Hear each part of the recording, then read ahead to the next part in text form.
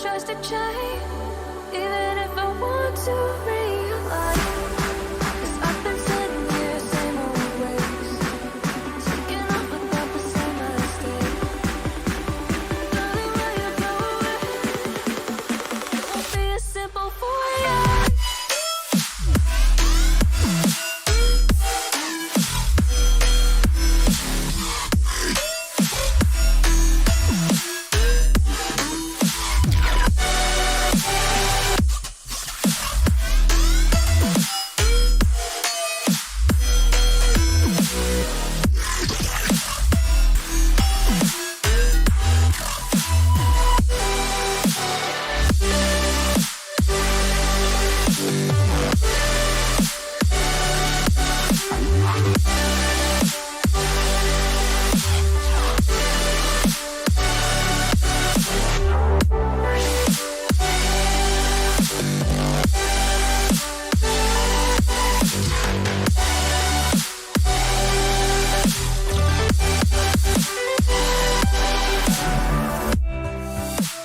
Time won't change anything if I don't know how to breathe. The current that pushed against the tide.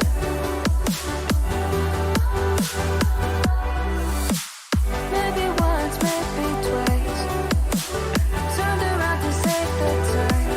Now I know how to leave the side.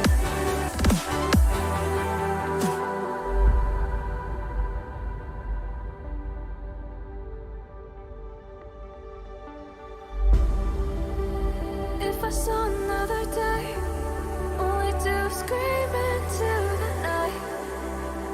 Nothing ever tries to change, even if I want to realize. 'Cause I've been sitting here, same old ways, taking off without the same mistake. Can I leave it all behind? Follow all the leading signs. When the dark is growing and the light is closing in, tell me where you're going. It won't be as simple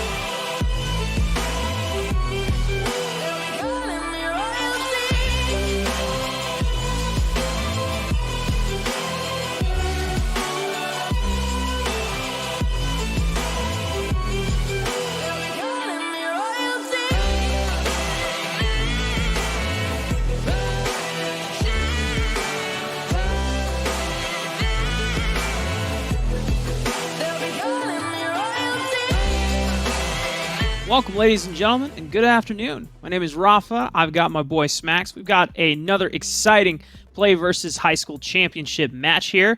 Now we're going down south in Alabama here, Smacks, and the two Titans that will be taking on each other today will be Bob Jones High School and Thompson.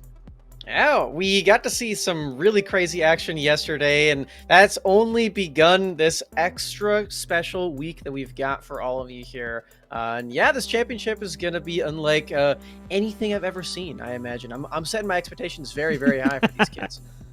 I mean, yesterday when we saw the showdown between, oh my goodness, the name escapes me.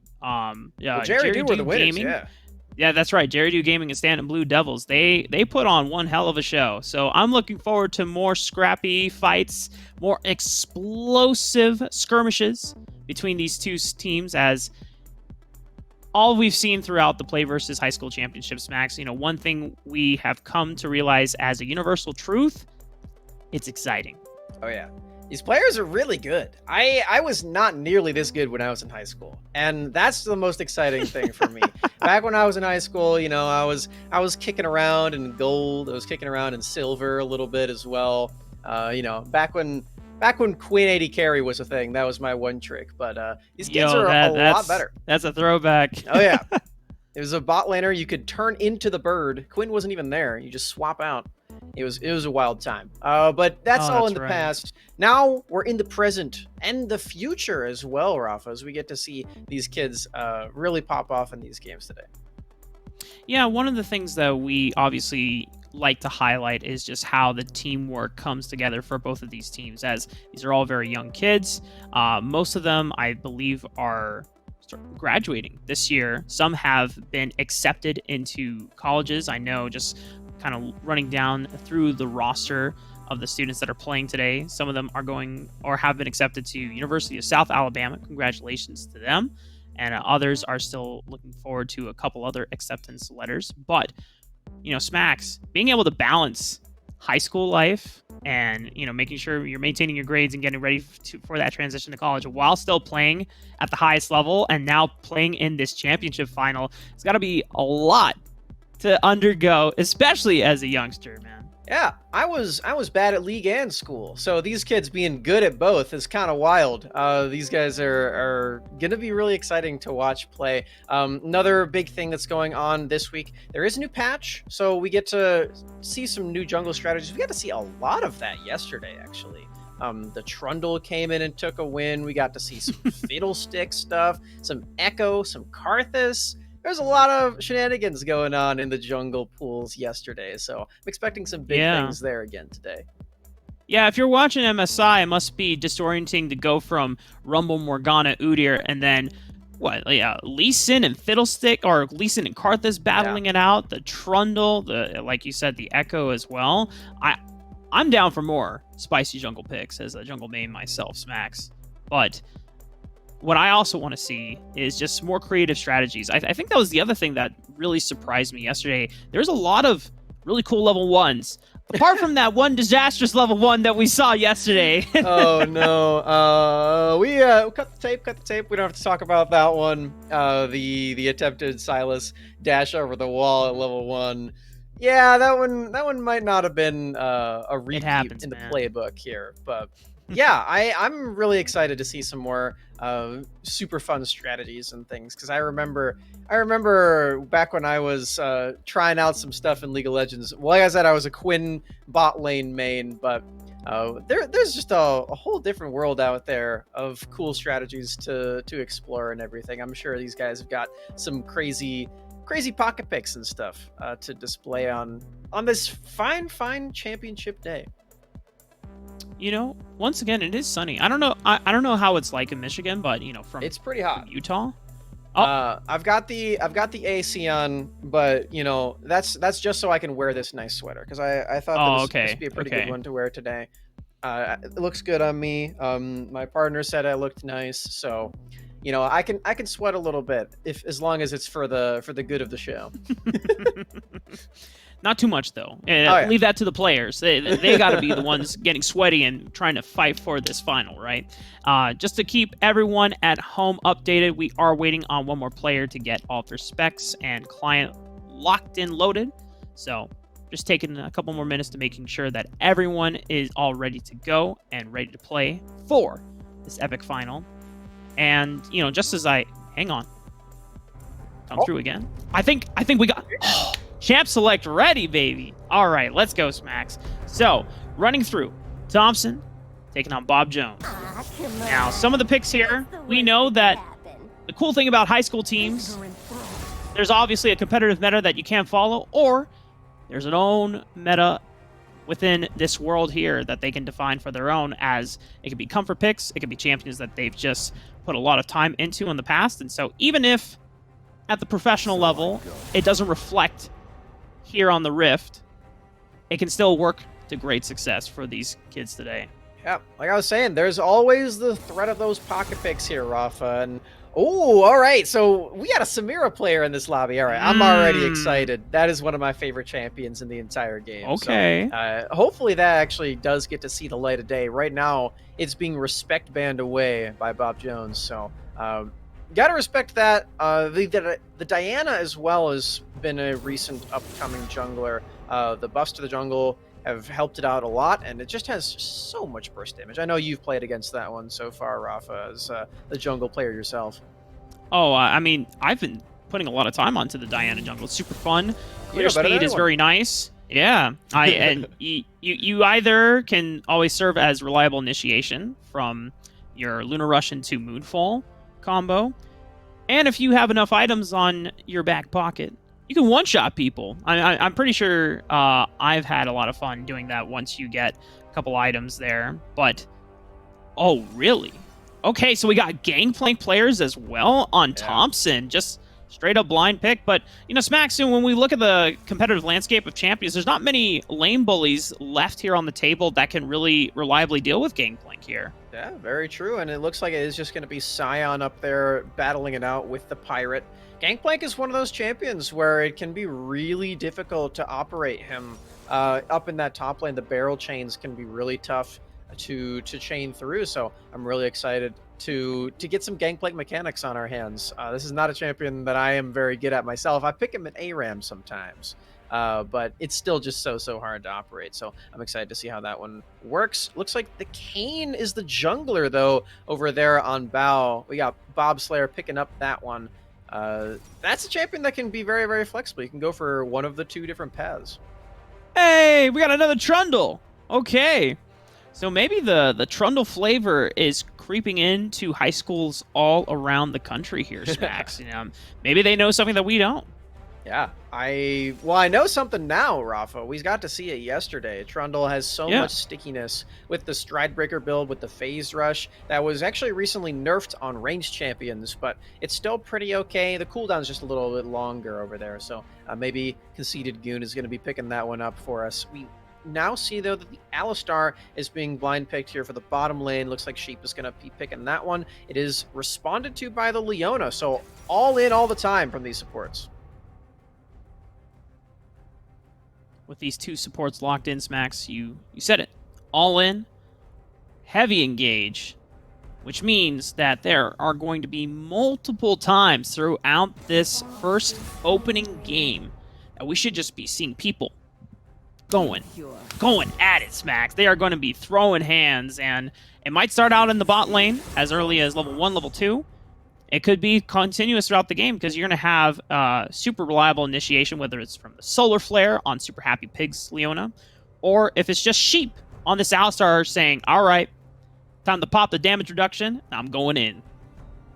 The damage reduction is just so clutch for both these champions as well. Leona even gets access to it in the first few levels, depending on when you do skill that one, your W.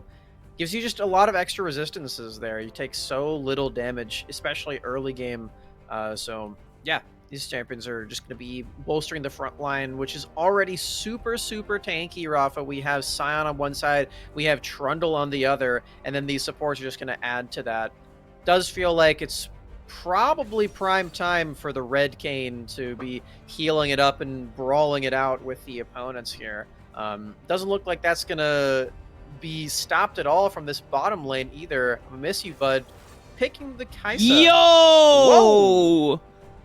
Yasuo? Okay. Whoa. All right, Smacks. Let's take a backtrack here. Let's backpedal a bit. So this Yasuo, I know that more than likely it could be for conceded Smurf in the mid lane, since that's typically where we see it, but I would not be surprised if they did some creative shifting around. We have a Veigar hover. I mean, both the Yasuo and the Veigar could technically exist either in this bottom lane or in this mid role right here. Yeah, we're getting some creativity already in this first game, Rafa. The Veigar cage is so crucial in a game like this where you have so many champions trying to dive in, trying to be very melee. It's very exciting stuff that we're witnessing over here on the side of the Thompson Warriors. But Bao's looking like they're going to be locking in this Vladimir. If that is in fact Red Cane, then this is just so much healing on the side of Bao. You're going to need some Executioner's Callings here, Rafa, some Bramble Vests to get rid of that healing. So, Smacks, it seems like, unless Thompson Warriors change up at the last second, Dark Prod is going to be taking that Yasuo into the bottom lane. And honestly, Smacks, this is starting to look a lot like our games when we start limit testing. It's like, hey, you know what? Yasuo Alistar, you got to knock up super early on. As soon as Yasuo hits level 6, it should be great. You know, but even though people might be kind of scratching their heads thinking, wait, Yasuo bot, does that exist? In situations where the marksman range is shorter than 550, in this case, Kaisa being 525, you can kind of make your way in this lane, and Yasuo does have a lot of strength in just going for or forcing all-ins here, just being able to stack up multiple auto attacks and the Tempest Blade weaving in back and forth between auto attacks and Qs. Don't sleep on it, Max. I'm not sleeping on Yasuo at all. This champion's super threatening, especially with the new itemization as well. They've buffed it specifically for Yasuo and Yone so that they still get their 100% crit chance on 2 items, and then every crit item after that just gives you even more attack damage. So Yasuo is going to be dealing a lot of damage once he does pick up those 2 items, and the same is true for Veigar, and the same is true for Gangplank, Rafa. Once the squad picks up their second item, their third item, they're just going to be dealing so much damage, and they've got the front line to back it up too. Alistar can hop on in, land that Pulverize on the ground, set up for the Yasuo last breath to knock everyone up and land that Wombo combo that we all love to see from Yasuo. Unless it's against you, then that's the enemy Yasuo. That changes things a little bit there, obviously. But yeah, I'm super excited for this. We got some very high skill champs. So the other consideration that we need to look at is between these 2 junglers. Obviously, you have Trundle picked up for Conceited Goon here. He's going to have the agency to make a lot of early game plays. You have that pillar being able to disrupt or catch people out of position, especially if they don't have flash. That's a giant slow that also comes in along with the displacement and the creation of terrain in the middle of your lane. And it makes it super hard for champions like Kaisa to get out of a sticky situation, you know, knowing if the flash is down. And if you're trying to snowball this Yasuo and Alistar ahead, that might be the focus. And you should be able to get away with it, considering that the jungler of their choice for Bob Jones is Kayn, and he's not really known well for ganking or counter ganking here, Smax. Yeah, the interesting thing about that in this game, though, Rafa, is that for this bot side, this actually is a pretty good lane for Kayn to gank. This is one of the few opportunities where you're against 2 melee champions in the bottom lane. And if we are going to see the red Kayn come through, where he is going for the Rost form, that actually might be ground zero for a bunch of Kayn ganks or counter ganks. You mentioned that they're not very easy to operate, but as long as he's down there, as long as he's hitting you with that Blade's Reach, that's all he needs to do. He needs to just come on down there, get those red orbs, yum, yum, yum, yum, yum, eating them up like fruit gushers, and then he can pop off later on, get the knock-up, get the healing later. So I feel like that might still end up happening, but you're definitely right. It's going to be tricky to do. Max, I haven't had fruit gushers in a hot minute. It's been like almost 15 years, maybe more, actually. Come to think of it. Yeah, you Like, know what after- the adult version of Fruit Gushers are multivitamin gummies. But Are they really? but you can't eat a bunch from at the same time, because then I think you'll become Superman at that point. That's too many vitamins. So you can only they say one a day on the package, so you can only eat one at a time. However, something that is absolutely mind-boggling to me, on the one a day multivitamins, they come in the little jar.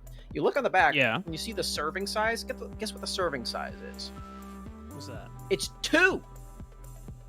It's 2. Just 2? It's 2 vitamins. And then you flip it around and you see the title, 1 a day. It says 2. Oh. So they don't give you the correct nutrition information. Nope. They just... It's false advertisement. I think I need to file like a lawsuit for libel or something against them. I can't believe you're getting this worked up over vitamins. I don't know how deep we got into this conversation, but we are loading onto the Rift. We are loading onto the Rift in a couple of moments, ladies and gentlemen. We are just getting through the spectator delay that usually happens whenever tournaments occur.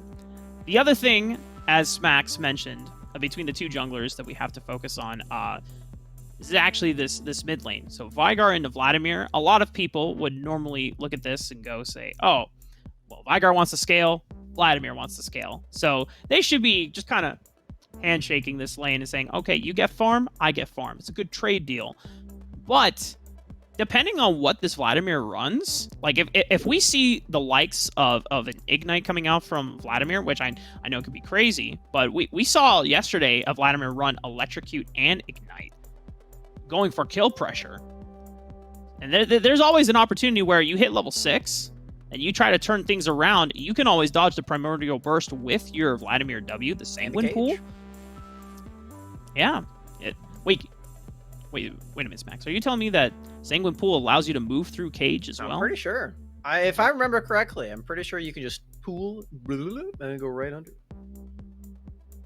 That exact sound. Yeah, that's under the cage. That's what he sounds like. Hang on. We need to consult the practice tool. Consult the records. Yeah. Pull it back up. Yeah. Maybe we'll see it in this game. Well, maybe we won't have to practice tool. Maybe we'll check this out.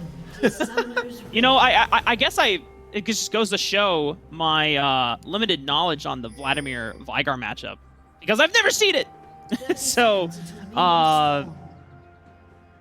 well, I guess like you said, Smax, we'll have to see. But you know what? Offensively on the Vladimir, did not take Electrocute. He went for the phase rush, so he's going to go for the movement speed for the good old hit and run playstyle. Throw out all of your burst combo and then just try to get out. Whereas Conceit Smurf, he's the one that's actually running the Electrocute, so he's going for the burst. Zapping him on this Veigar right there.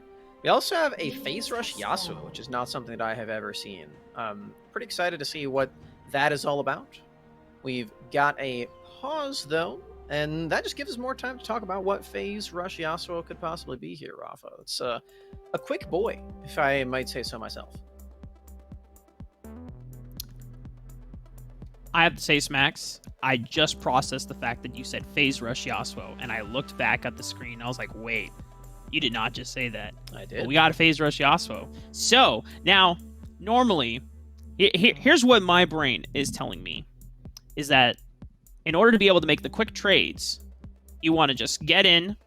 I guess you can E through a champion, Q, auto. That's your trade, boom, and then you just zip on out. But I feel like the E should supply you with enough mobility to get through the minion waves. I guess if you have no minion waves, then the phase rush movement speed allows you to stick to your targets. Yeah, I do think it's rather curious. It's not something that I have encountered in my own games or tried out myself, so I can't quite say for certain, but it makes you go faster. That's the end of the story there, Rafa. Phase rush makes you new. So we're going to be seeing some fast Yasuos and fast Vladimirs as well. We got to see that one too. With the nerf of that rune, though, it did look like we didn't get it on Alistar, so going to be a bulkier cow in that lane. Can't set up for the same plays as before with the phase rush. The extra movement speed can sometimes be quite nice, but I do end up liking the durability a lot more in my own games as well, and it feels pretty good, especially when you are just going all in all the time. This allows you to do that when you don't have your ultimate available, and you can still survive quite easy with that. For this bottom lane, I'm just curious looking at these runes once again, and just kind of, I was hoping to see if I could pull up recent match histories just to get an idea of how practiced these two combinations are. Obviously, I would understand or reason that Kai'Sa Leona well practiced, but Yasuo Alistar, that's not something that you see, so often here, Max. But unfortunately, I'm not really getting any records so far, so we're just going to assume that for this bottom lane, that they are the best. They are the best Yasuo Alistar in the world. So I want to see, because I want to give them the benefit of the doubt. Even if we're looking at this phase rush Yasuo thinking, this is rather curious, we're going to take it with a grain of salt and say, you know what? If it works, it works. So they've got the that tech. being, yeah, I mean, obviously these kids are putting in a lot more work than we are in terms of understanding the game and playing it at a higher level. I mean, it smacks that, yeah, it's just one of those things. We talk about the game and we try to give you kind of as much insight as we can. But going back to this top lane, Smacks, this is a lane that we didn't really talk about. I know it's not the most, it shouldn't be the most dynamic, as you got a Gangplank, you got a Scion, both of these guys want to farm. That's another handshake lane here. But something cool that you can never discount Gangplank about is his ability to affect side lanes with that Cannon Barrage. And just being able to, once you hit that level 6 mark, I'm curious to see if they're going to really try to accelerate the game and try to snowball this bottom lane once again. We already talked about Trundle having that agency to gank that bottom lane. But then if you have a Pirate calling down the Cannon Barrage down into the bottom lane, trying to ensure that you get a kill onto this Kai'Sa Leona, that's something that you have to keep in mind. And Scion can't really interrupt Gangplank from doing that. Either he has to then send a teleport of his own and try to counteract that play, or he's just sitting there and saying, well, guys, sorry, there's not much that I can do from this standpoint. Yeah.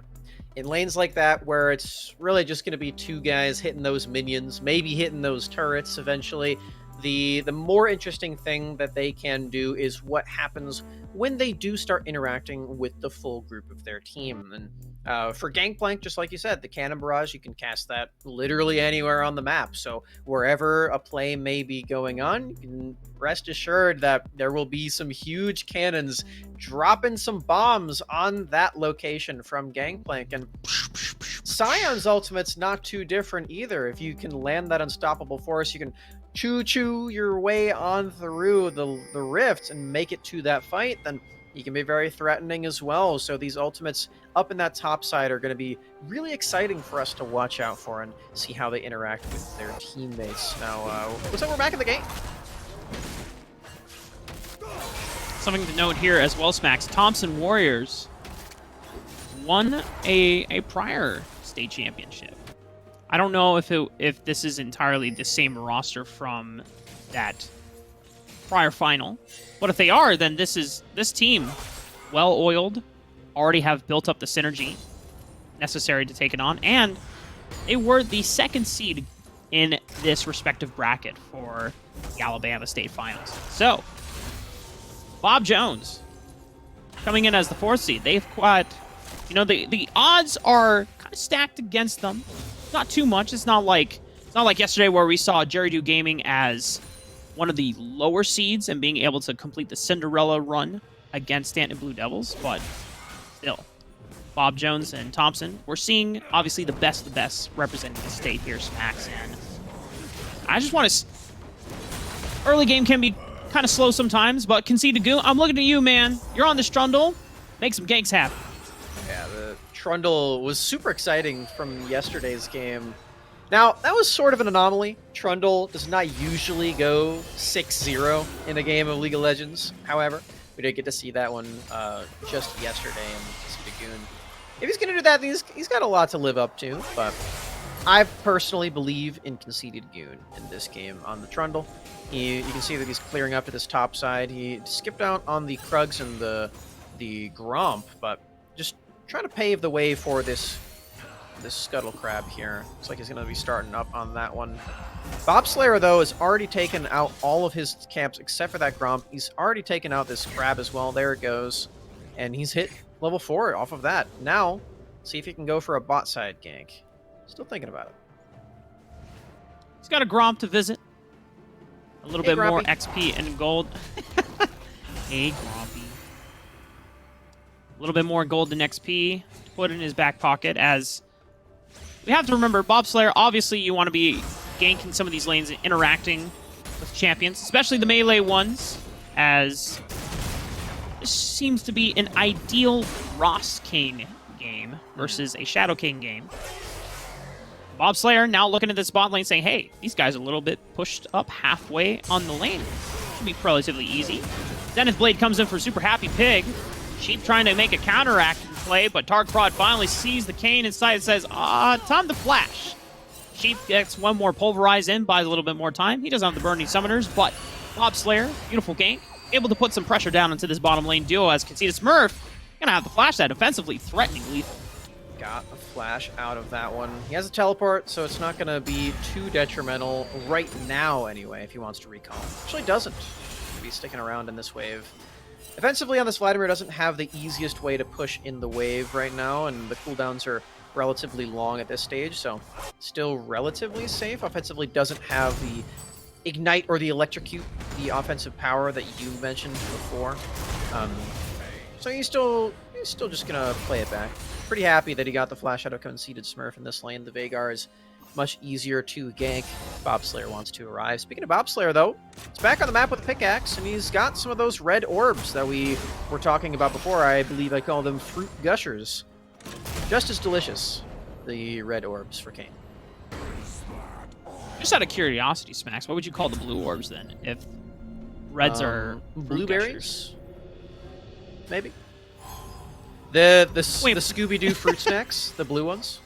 You know, the blue ones did slap Yep. back as a kid. Those are the best Yeah, ones. all right. Okay, so Scooby-Doo gummies and fruit gushers. Damn. Lore solved. Yep. Next point of contingence here, Smacks, on the Congress of deciding what fruit snacks to Ooh, to okay. designate. Actually, depending on which fruit snacks that you pick up for Kane, it determines what flavor your W is, which is a fruit roll-up. Yes! Even our producers and observers know. Honeydew fruit or honey fruit. Man, I was about to say just straight up honeydew. I actually tried honeydew the first time this past weekend. Or not the actual fruit. It was like flavored. Oh boy. Not a fan.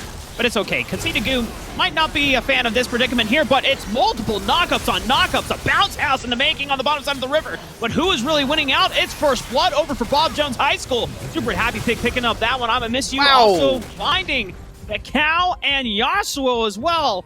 Bob Jones able to turn one around.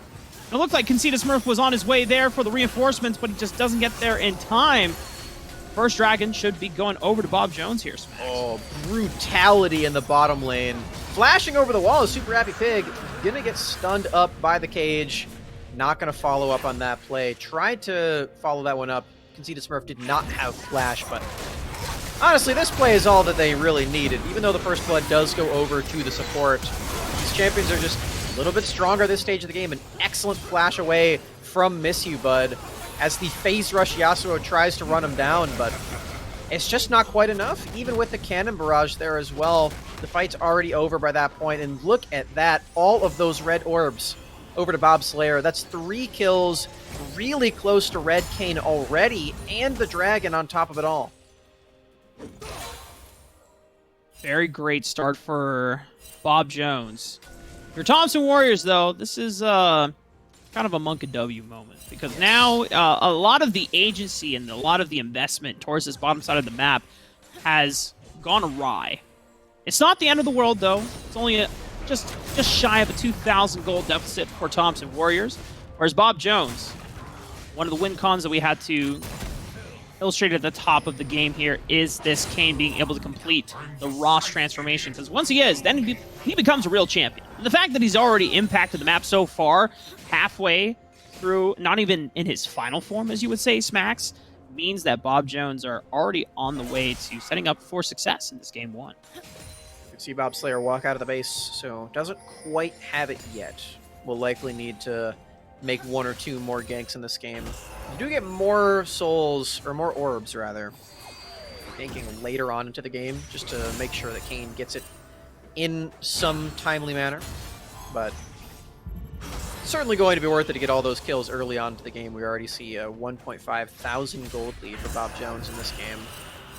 And see now that Cloud Drake picked up. Gonna be really good for the Drake stack. I think Conceited Smurf is dead. Oh, he's dead. Yeah, turret shots are not going to even be enough. Primarily, your burst comes out as well. Oh man, offensively. First, burning the flash away from Conceited Smurf, preventing him from being able to join in that fight, as we saw in the River Skirmish earlier. And now, enough pressure to just take out his opponent.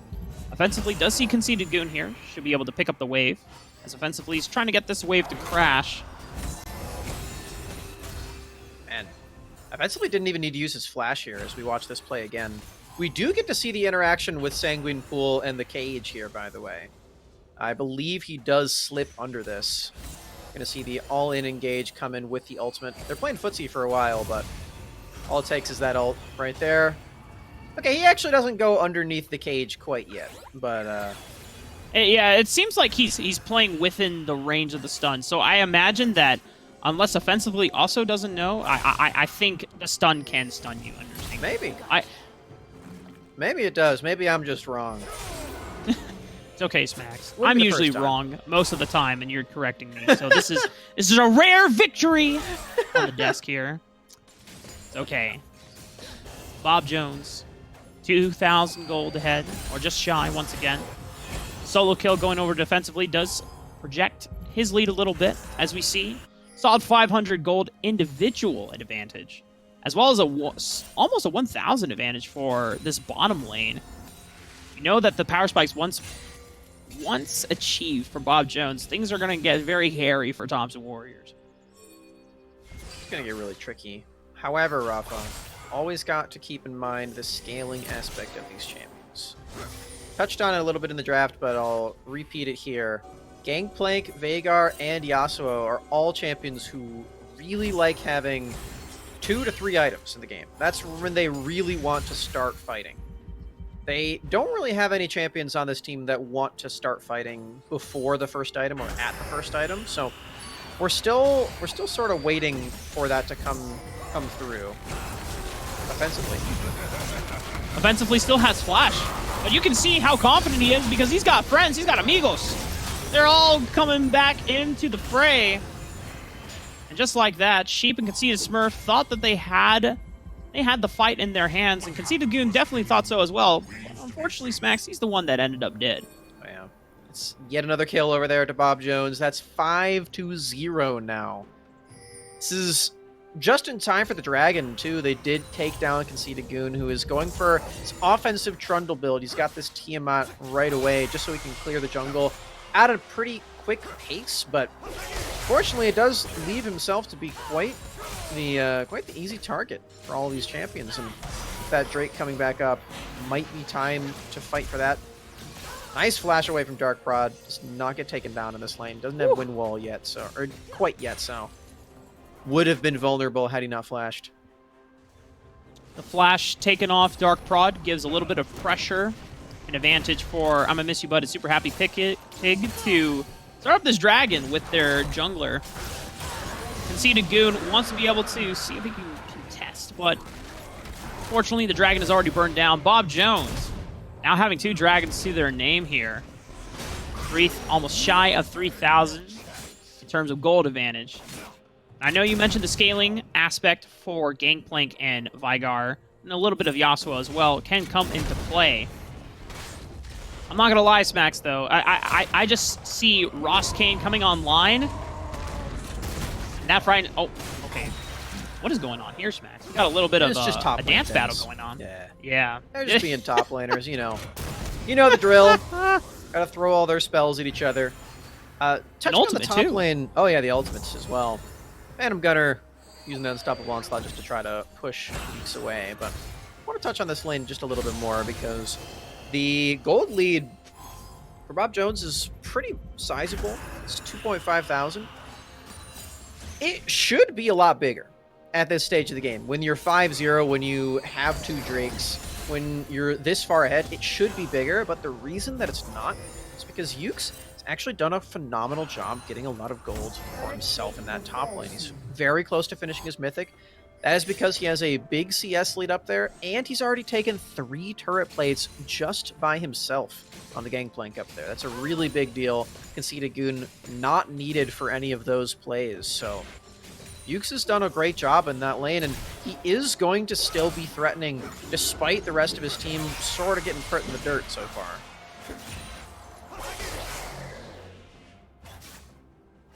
With the second dragon going down, we did see that Ocean Soul will be the name of the game here. Bob Jones already having that 2-dragon lead means that they're just 2 dragons shy of being able to obtain the soul, getting that extra mana and health regeneration in battle. Makes this team already between Vladimir and Kayn and Sion. Like, before the Ocean Soul even comes into play, Smacks, that composition, that 3-man core, is pretty tough to kill. You add the Ocean Soul on top of it, oh man. How do Thompson Warriors actually deal with that? So now the incentive on them to try and deny those dragons being taken by Bob Jones. It's just really tricky, especially if offensively can keep doing this in the mid lane, just keep getting the minion waves under the turret, chunking out Conceited Smurf. This is not a fun lane for Veigar right now, as we're seeing it. He's been solo killed already. Offensively, he's been a part of 2 other kills on top of all of that, so just a lot of extra harass coming through from offensively. He even has access to the ultimate and the teleport, so it's not just the mid lane that he's threatening, it's other lanes on top of it all. It's a really scary Vladimir. We touched on the scaling of Veigar and Yasuo and Gangplank. Vladimir is no slouch either. He also wants to get to that late game. He only gets more powerful from here, which is true from all champions, if we're being completely honest. Items do help every champion, but some more than others. Vladimir is one of those. Yeah, Vladimir is one of those champs where upon each power spike, the threshold of which how fast he can blow up someone on the map just becomes higher and higher. Like, you'll look at an HP bar, it's like, okay, it's below 500, yeah, Vladimir can kill you right now. 2 items, oh, 1,000 HP, yeah, Vladimir can kill you. 3 items, oh, 2,000 HP, no problem. Vladimir will still kill you. Even if you got a bunch of magic resist. Oh, he's got a void staff? Yeah, you're dead. Got the magic pen on deck. He's already got some of it right now with the sorcerer's shoes, so Yeah. nobody Hey, is I'm safe. telling you, Smacks, the 12% damage amp on that Hemoplague just hits different, man. Yeah, it's a lot. 12 doesn't seem like a very high number. But I assure you, when you're getting hit by Vladimir, it certainly feels like it. There it is, Hemoplague. Oh, wait, it's not 12 anymore, it's 10%. Well, when did they change that? Well, I said that 12 isn't a high number. 12 is a high number, but 10 just sucks. Actually, Vladimir's the worst champion in the game. So. As you can see You're here, gonna tell me that he's the worst champ in the game? Is he almost solo kills Conceited does. Smurf right there? He does solo kill. does! Oh my god. I think that was the worst timing ever for you to just make that statement, Smacks. Offensively just said, shut up, Smacks. No. You got me all wrong, okay? Vladimir may be the worst champion in the game, but offensively is the best player in the game. He's still making it work, despite the odds. This is Good save, good save. This is player gap. Yeah. That's what Smacks calls, this doesn't really fit my narrative. Let me change it real quick. Yep. Well, 3rd dragon of the game going over to Bob Jones as, you know, solo killing a mid laner does a lot in terms of opening up the map and getting free pressure. And now, just like that, Smacks, we're only 17 minutes into the game, and Bob Jones are at soul point.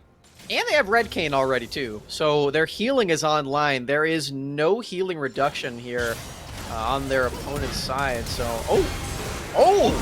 Oh my goodness gracious, Super Happy Pig thought he was making the initiation, and they still might do it. Dark Prod and Chief thought that they had the turnaround, but they just don't have enough damage to back it up. I'ma miss you, Bud, and Bob Slayer just annihilate them. Conceded Goon here for the counter gang, but the damage has been done, my friend. The bottom lane duo is already dead. Man, the Thompson Warriors, they sure can't click those buttons right here. We get to see this one again.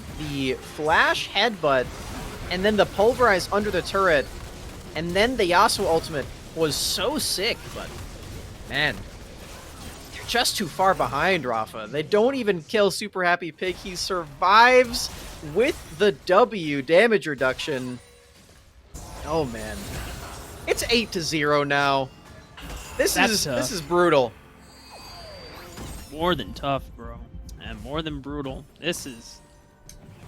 And yet, Smacks, on, despite it being 8 kills, it's still just barely a 3,000 gold lead. Yeah. Like, you would imagine that with how disastrous this bottom lane has turned out, it should be at least 5,000 or 6,000. You know, shout outs to Yudex, or UK, because it says, got quite the CS lead defensively, though. Hey, that's 3 people. That's about to be 4 people.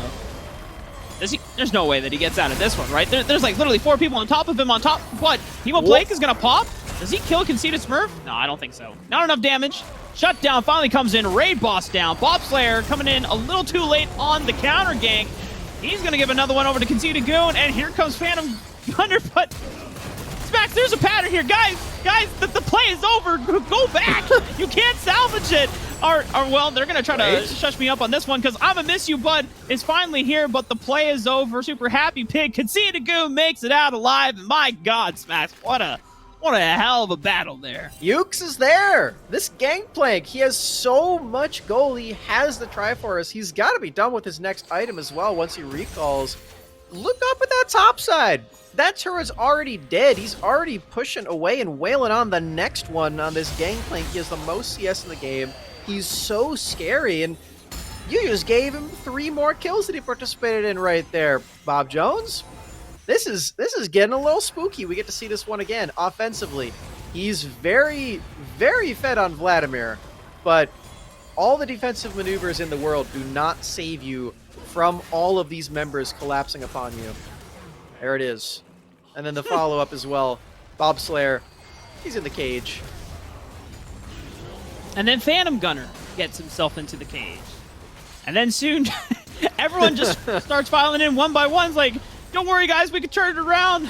Come on through. They got super close, to be fair. I mean, that turret shot didn't go to Conceited Goon after he was able to make it out alive, and I'm in miss you, Bud.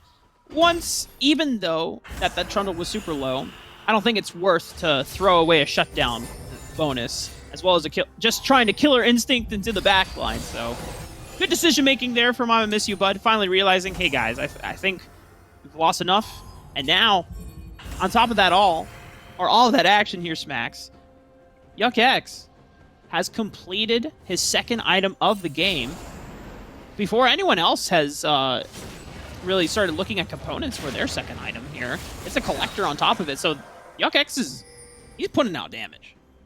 He really is, and he's got some healing reduction now too. In fact, 3 members over there have those healing reduction items.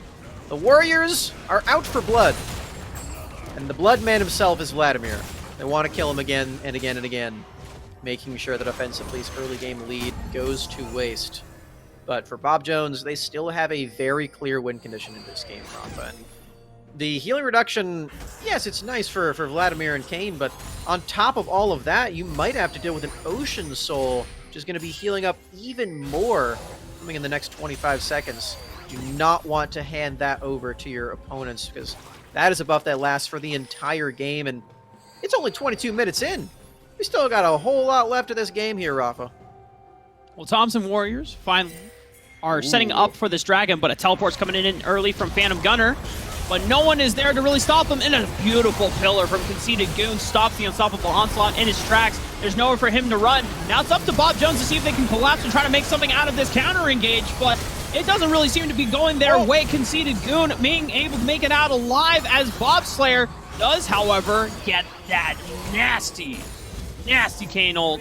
He's able to heal up so much back off of it. Conceited Goon, Conceited Smurf, though. Can they turn this one around? Bobslayer still has a bunch of healing on this one. Offensively still alive, putting out the damage. We can see Nagoon. Howard takes down Bobslayer. Can they turn this one around? 2v1 offensively popping. Zonia's Hourglass gets one more healing down, but the conceded Goon. Holy crap, Smacks. Thompson, they're doing it. The healing reduction. We have another 6-kill Trundle, Rafa. How does this keep happening over here on the PlayVS stream? It's happening 2 days in a row.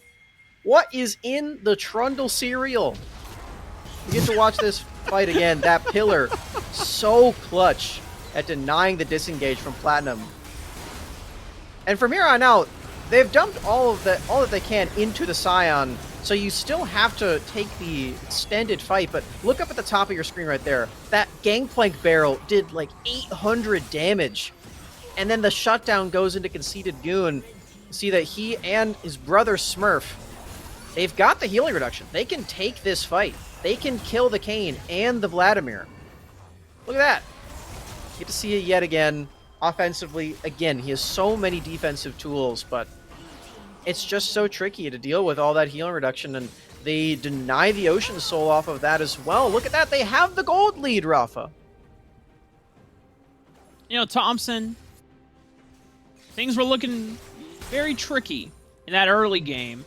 And I was ready to just kind of hand it over to Bob Jones saying, well, Ross Kane is going to come online very quickly.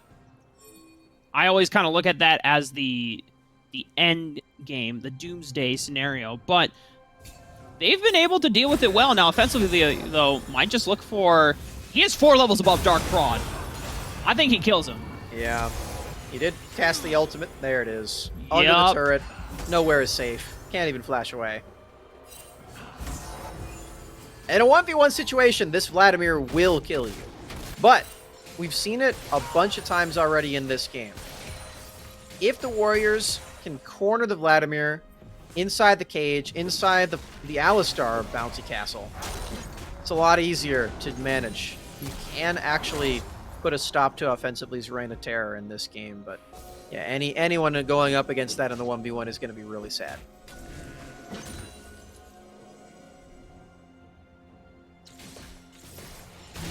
The next objective is obviously this dragon, because Bob Jones are just one point away from being able to have this Ocean Soul, and that it just makes everything for Thompson that much more difficult to navigate down at. Thompson, they've been able to stall out the game for another 5 minutes off of that successful fight. They're going to have to do it again in the next 2.5 minutes.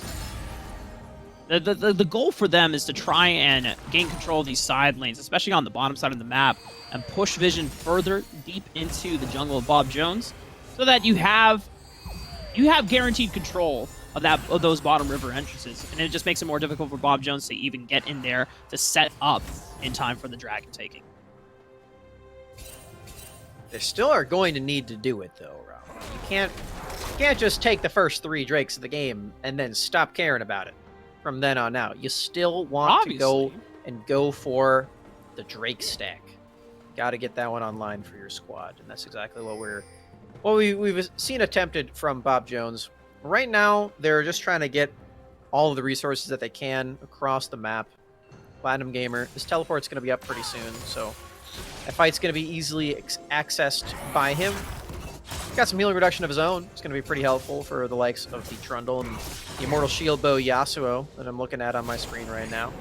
But we're actually seeing the first player to get to 3 items is actually Conceited Goon on Trundle. I'm telling you, man, something about these Trundles. Just getting way too much gold. It's just wild. Yeah. I mean, he's almost 2,000 gold above Bobslayer. And considering the start that Bobslayer had was far more advantageous, props to Conceited Goon for being able to put himself back into the game. A lot of advantageous skirmishes that they found. But keep in mind, Smacks, we still have just under a minute before this Ocean Dragon spawns. So far, Bob Jones have been been maintaining control of this river. If they still keep it before or by the time this dragon spawns, it's going to be very difficult for Thompson Warriors to be able to walk in. Both teleports are available for all the solo laners on each team as well. Something to keep note of. Teleport's going to be really helpful. We're seeing that offensively is actually taking a recall right now. Just to get another item spike, he might just need to teleport right away. That's exactly what he does. Just going right back down to that bot side. He does pick up a Cosmic Drive, so that's going to feel pretty good. More movement speed, more ability haste. Seeing the teleport might be needed from Ukes, but Platinum Gunner has abandoned all topside duties as a whole. He's just gone right on down. There's a teleport. There's Cannon Barrage. It's Dark. Oh, a 4-man knock-up, though, from Sheep! Dark Prod with the follow-up. Not much damage to be coming in from this Yasuo. He's still sitting on that Immortal Shield bow, but it just might be enough from Conceited Goon to pick up the odds, to pick up the pieces. YuckX in a 1v3, and he's still managing to fend off all the members of Bob Jones. My God, smacks! Thompson Warriors now, it's just offensively and super happy pick that they got to deal with, but YuckX might have enough damage. He's got the executioners and he's got the damage. Trial by fire, YuckX cleans house. He did it! He survived when nobody else could. That's the ace. 5 for 4. Only Gangplank survives on the map, and he's the one who starts off this fight too. There's the Cannon Barrage, teleports in. Sheep, though. Oh, I just want to revel in that play yet again, because that was beautiful. This is why the Yasuo Alistar came through, Rafa. The synergy, the knockups, the displacement, and the last breath. Quite literally last breath as well, because they gave their life for the cause. And then YuckX flashes out just to come back through and clean this up with his collector. Triple kill. And I think he got the Drake too as we come back to live. I should be correct. Phantom Gunner though, trying to rout him off, but YuckX Familia is waiting in the wings, so he's not in any real danger there. Just trying to push them off as Bob Jones. This is one of those situations where it's like, guys, we're just one dragon away. We should be able to pick this up. But you know, when Thompson Warriors are able to manifest these victories, these wins in the skirmishes and the team fights in the river, and it's just so difficult to do. I almost think that Bob Jones have to try to see if they can find a pick or a fight. Find a way for offensively to flank from another side of the map. I know we saw him use the teleport onto the turret. Maybe the angle of approach is find an angle where he can come in through the flank and then catch Conceited Smurf by surprise and YuckX, because if YuckX is still alive, then he's going to be reliably putting out the damage to clean up these fights here, Smacks. Yeah. Speaking of YuckX, in that fight he had Collector, Trinity Force, Phage, Executioner's Calling. He now upgraded the Phage fully into Sterix, and the Executioner's fully into a Chainsword. He's now at 4 items on this Gangplank. He's not going to get much stronger than this. My word. That is a powerful Gangplank. He's got a big shutdown over his head also. This is the guy that you have to pay a little bit more attention to in the next fight here. But for Bob Jones, who don't you have to pay attention to? That's the real question. Because Sheep, even on the Alistar support, he's setting up those crazy plays. Oh my. What? Oh no! It didn't hit. That's a little bit unlucky. Man. Offensively, if you're listening back on this VOD and you're watching this again, I'm sorry, man. That's unlucky. Yeah, that is genuinely unfortunate. One of those. I'm curious to see if offensively can win a 1v1 against YuckX. I feel like if you're able to dedicate your entire rotation and burst, you should be able to win it out, because YuckX doesn't have any magic resist outside of those Mercury Treads. We get to see it again. Oh man. Yeah, it's tough. It was so close. You just needed to charge it a little bit later or a little bit longer. would have added into the alcove. But that's the alcove for you. It's unpredictable. You never know what's gonna happen in there. Yeah, it literally seemed like a pixel difference, or just a pixel off. Next dragon, though, smacks up in minute 30. I'm surprised to see that neither Thompson or Bob Jones have opted to go for the Baron. Because when we look at Bob Jones, you have this Kaisa. You should be fairly efficient at being able to take down this objective. And it might give you an alternative option to contest for and being able to win the game, because so far the past 2 fights at the Dragon Pit have not worked out in their favor. Definitely true. It was like taking down that full objective with the Kraken Slayer might be the best bet at this point. But it's a little bit tricky, you know? You gotta open up the map as well at some point. These turrets cannot stay still forever. Gotta knock them down. Only 3 turrets so far have been taken in this entire game.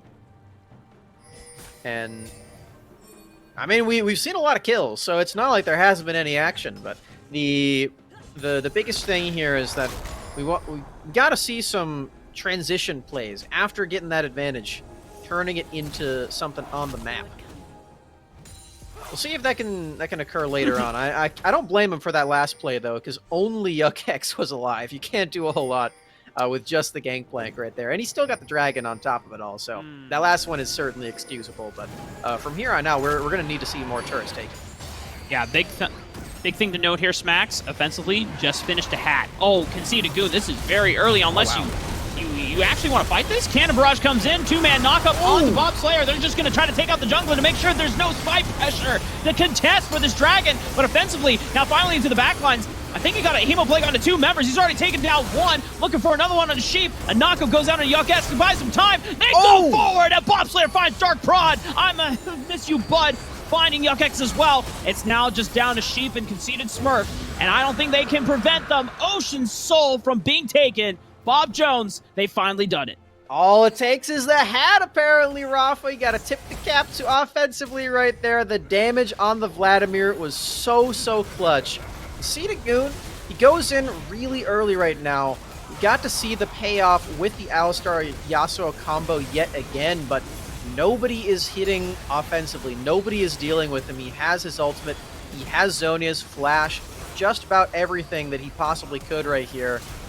Able to clean up the rest of that one with Bob Slayer's last blade reach. That's Drake, that's Baron. And you know what Baron means, Rafa. Baron means that these minions are going to start being really difficult to take care of. And that means that the Drakes are going to follow after that. We see the first Baron of the game. It wasn't a Vladimir flank. It wasn't a Baron to trade for an Ocean Dragon. It was just a straight up, yo, they're trying to kill our jungler. We got to do something, guys. Get in there. And they're just literally homies helping out homies. Sometimes that could be the best thing, but that was definitely a better flank and angle for Bob Jones. Obviously, it wasn't the 4-man knockup that completely displaced the entire squad compared to that second dragon fight that we saw. This time, a lot of the tools were burned down onto Bob Slayer, who, as this Ross Kane, very tricky to take down, and he buys a lot of time. Knowing in his Ross form, he can always Umbral Trespass into someone, sap a lot of HP back, and avoid things. Just being able to dodge, dip, and weave? Something along those lines. Yeah, I don't think the order is too restrictive. I think you can do any number of those things. It would work. True. Yeah, I haven't seen the movie Dodgeball in a while, but, you know, I think you're on the right track. Hopefully like Bob Slayer is too, as he can get into these fights. And out Dodge, of bob, and weave, baby. Yep. Bob Jones, Super though, minions. making the siege. Yeah. This is going to be super tough for them to crack. See the Smurf, it's a nice cage, but no one really wants to go forward on this. Sheep taking a lot of damage. I'm a miss you, bud, just chunking him out.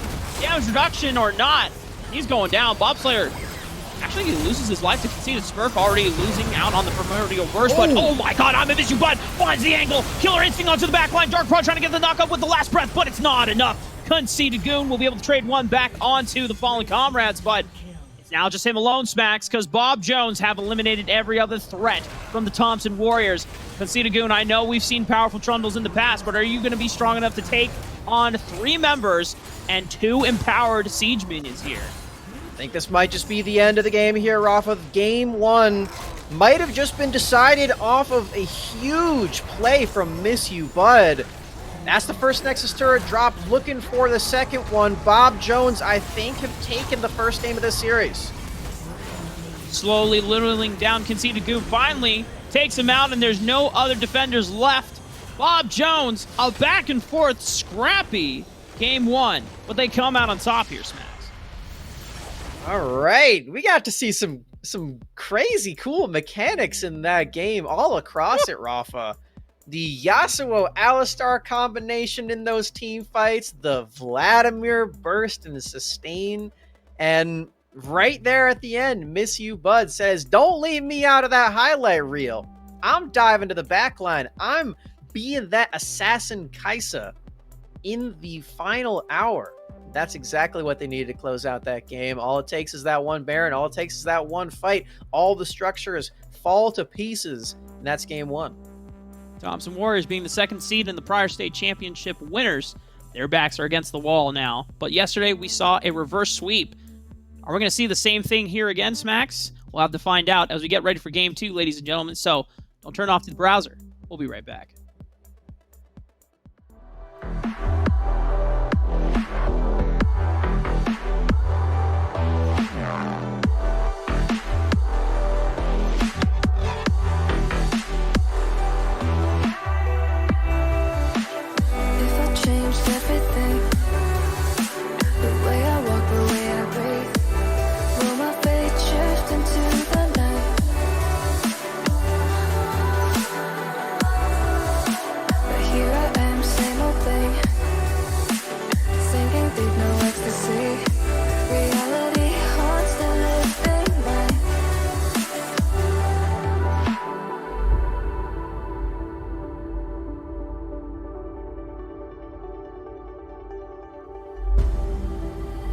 If I saw another day, only to scream into the night.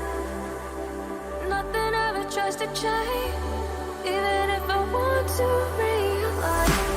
'Cause I've been sitting here, same old ways, taking off without the same mistake. Darling, where you going? It won't be as simple for you.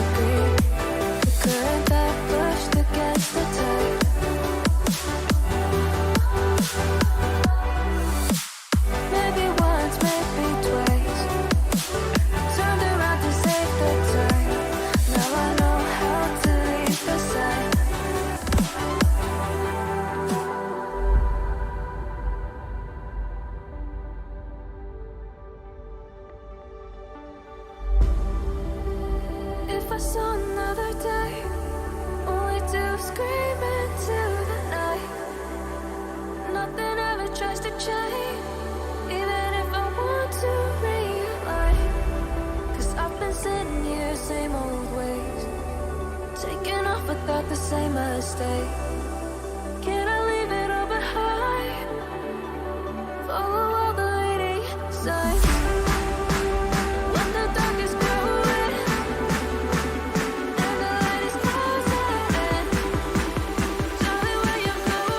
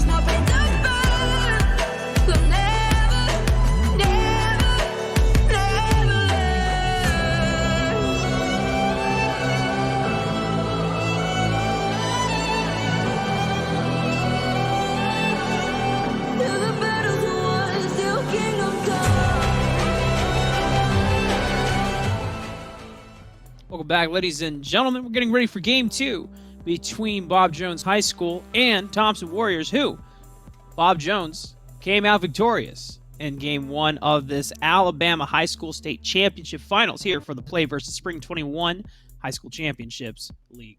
As always, I'm Rafa and Smacks. We're back again, obviously, because we gotta see how this story ends here, Smacks, because Bob Jones now 1-up. They have the match point on their favor.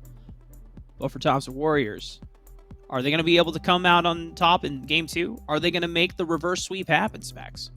You know, that last game had a lot of close calls, really, for both teams. We got to see some really back-and-forth team fights. The Warriors took a lot of them in the mid-game after what seemed like a really devastating early-game loss right there. I feel like if that was a less close game, then it would have been just called right there. You know, it was up to like 8-0.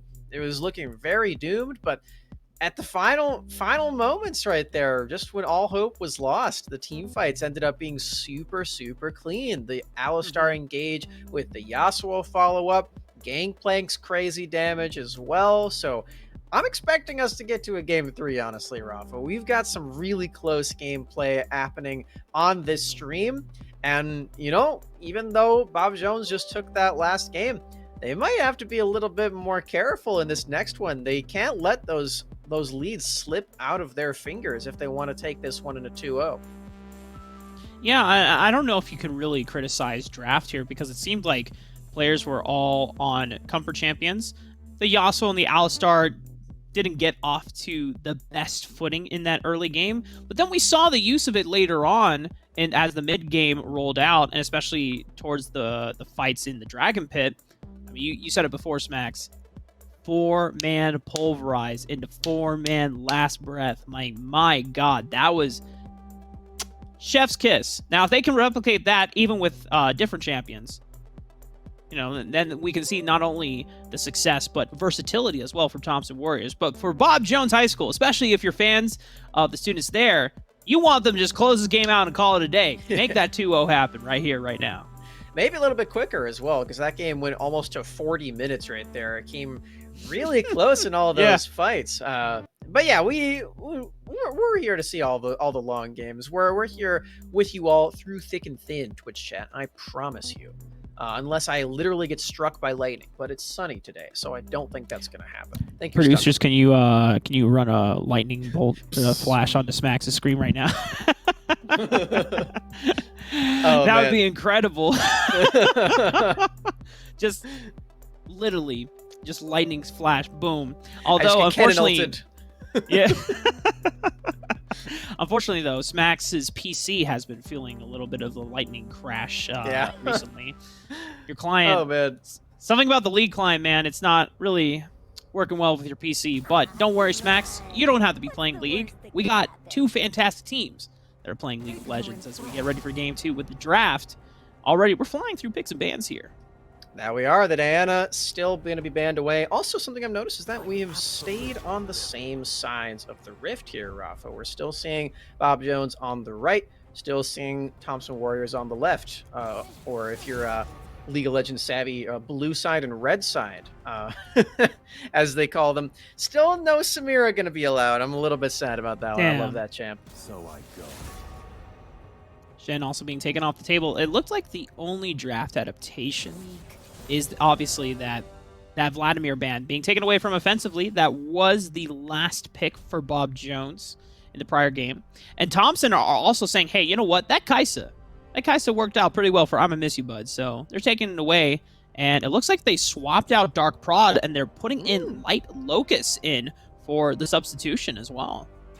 Perhaps Dark Prod is their certified Yasuo player, and then when Yasuo is not available, they gotta sub him out. Maybe that's the play here for this next game. But for Bao, they're sticking with what's worked in the last game. They've still got the Sion, they've still got the Kayn, and while the Vladimir and Kaisa aren't quite available, they can still lock in that Leona as well. So still some more stuff to be picking. And in fact, the Leona was selected in that third spot on the red side last game too. So we might just see the exact same phase 1 from Bao. Platinum Gunner on the sign once again. Even though YuckX had a fantastic laning phase against him, he still did his job as Scion, being a giant meat shield and just standing in the way, providing space, following up on engages, or being the engage with the unstoppable onslaught. But Thompson Warriors going to answer back again with the Gangplank, and this time Conceited Goon, instead of the Troll, he's running with the Hecarim, and Smacks, I know, Hecarim's been kind of turned into glue the past couple of patches after gutting his movement speed, but Conceited Goon, he believes that he can make it work today. Yeah, just a little bit of glue there.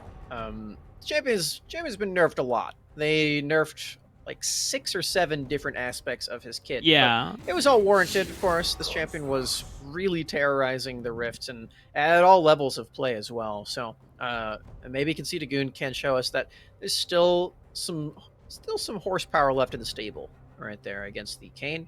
We're going to be seeing our first difference on Bob Jones' side. They've got the Xayah in for I'ma Miss You Bud. Can't pick the Kai'Sa yet again, of course. You can already see that one. But Xayah is a really nice answer into that and also into the Hecarim because you do have all these feathers and you have your untargetable ultimate as well to help you kite away. So I really like that option here for Miss You Bud. I liked his Kai'Sa in the last game too. Leona worked great for Super Happy Pig. Might as well not change it up right here, right now. I'm going to Miss You Bud, as we already mentioned before. Since the Kai'Sa was taken away, Xayah is the second answer of choice. You do get a lot of self-peel and disengage options with that Feather Storm, being able to render yourself invulnerable and untargetable for a couple seconds. Now, Thompson Warriors, though. The support option doesn't look like it's going to be the Alistar. Galio will be locked in. Technically, this could still go mid lane for Conceited Smurf, but from what we have seen, Smacks, we're basing it off of the fact that this should be a Galio, and, you know, with that Cassio hover, that could be the play. Cassio is a lot more aggressive than the Veigar that we saw of Conceited Smurf in the last game, and it will be locked in. That one's going to be going for the Smurf in the mid. This is a really in-your-face mage that we're seeing right now. That works pretty well against some of these champions that have already been locked in by Bob Jones. The Scion and the Kayn can be really easily stopped by something like a Cassio, especially if you're not targeted by any crowd control, but it's already crowd control from that Leona. We might be seeing crowd control from the Veigar too offensively, taking the champion that he just beat. Wow.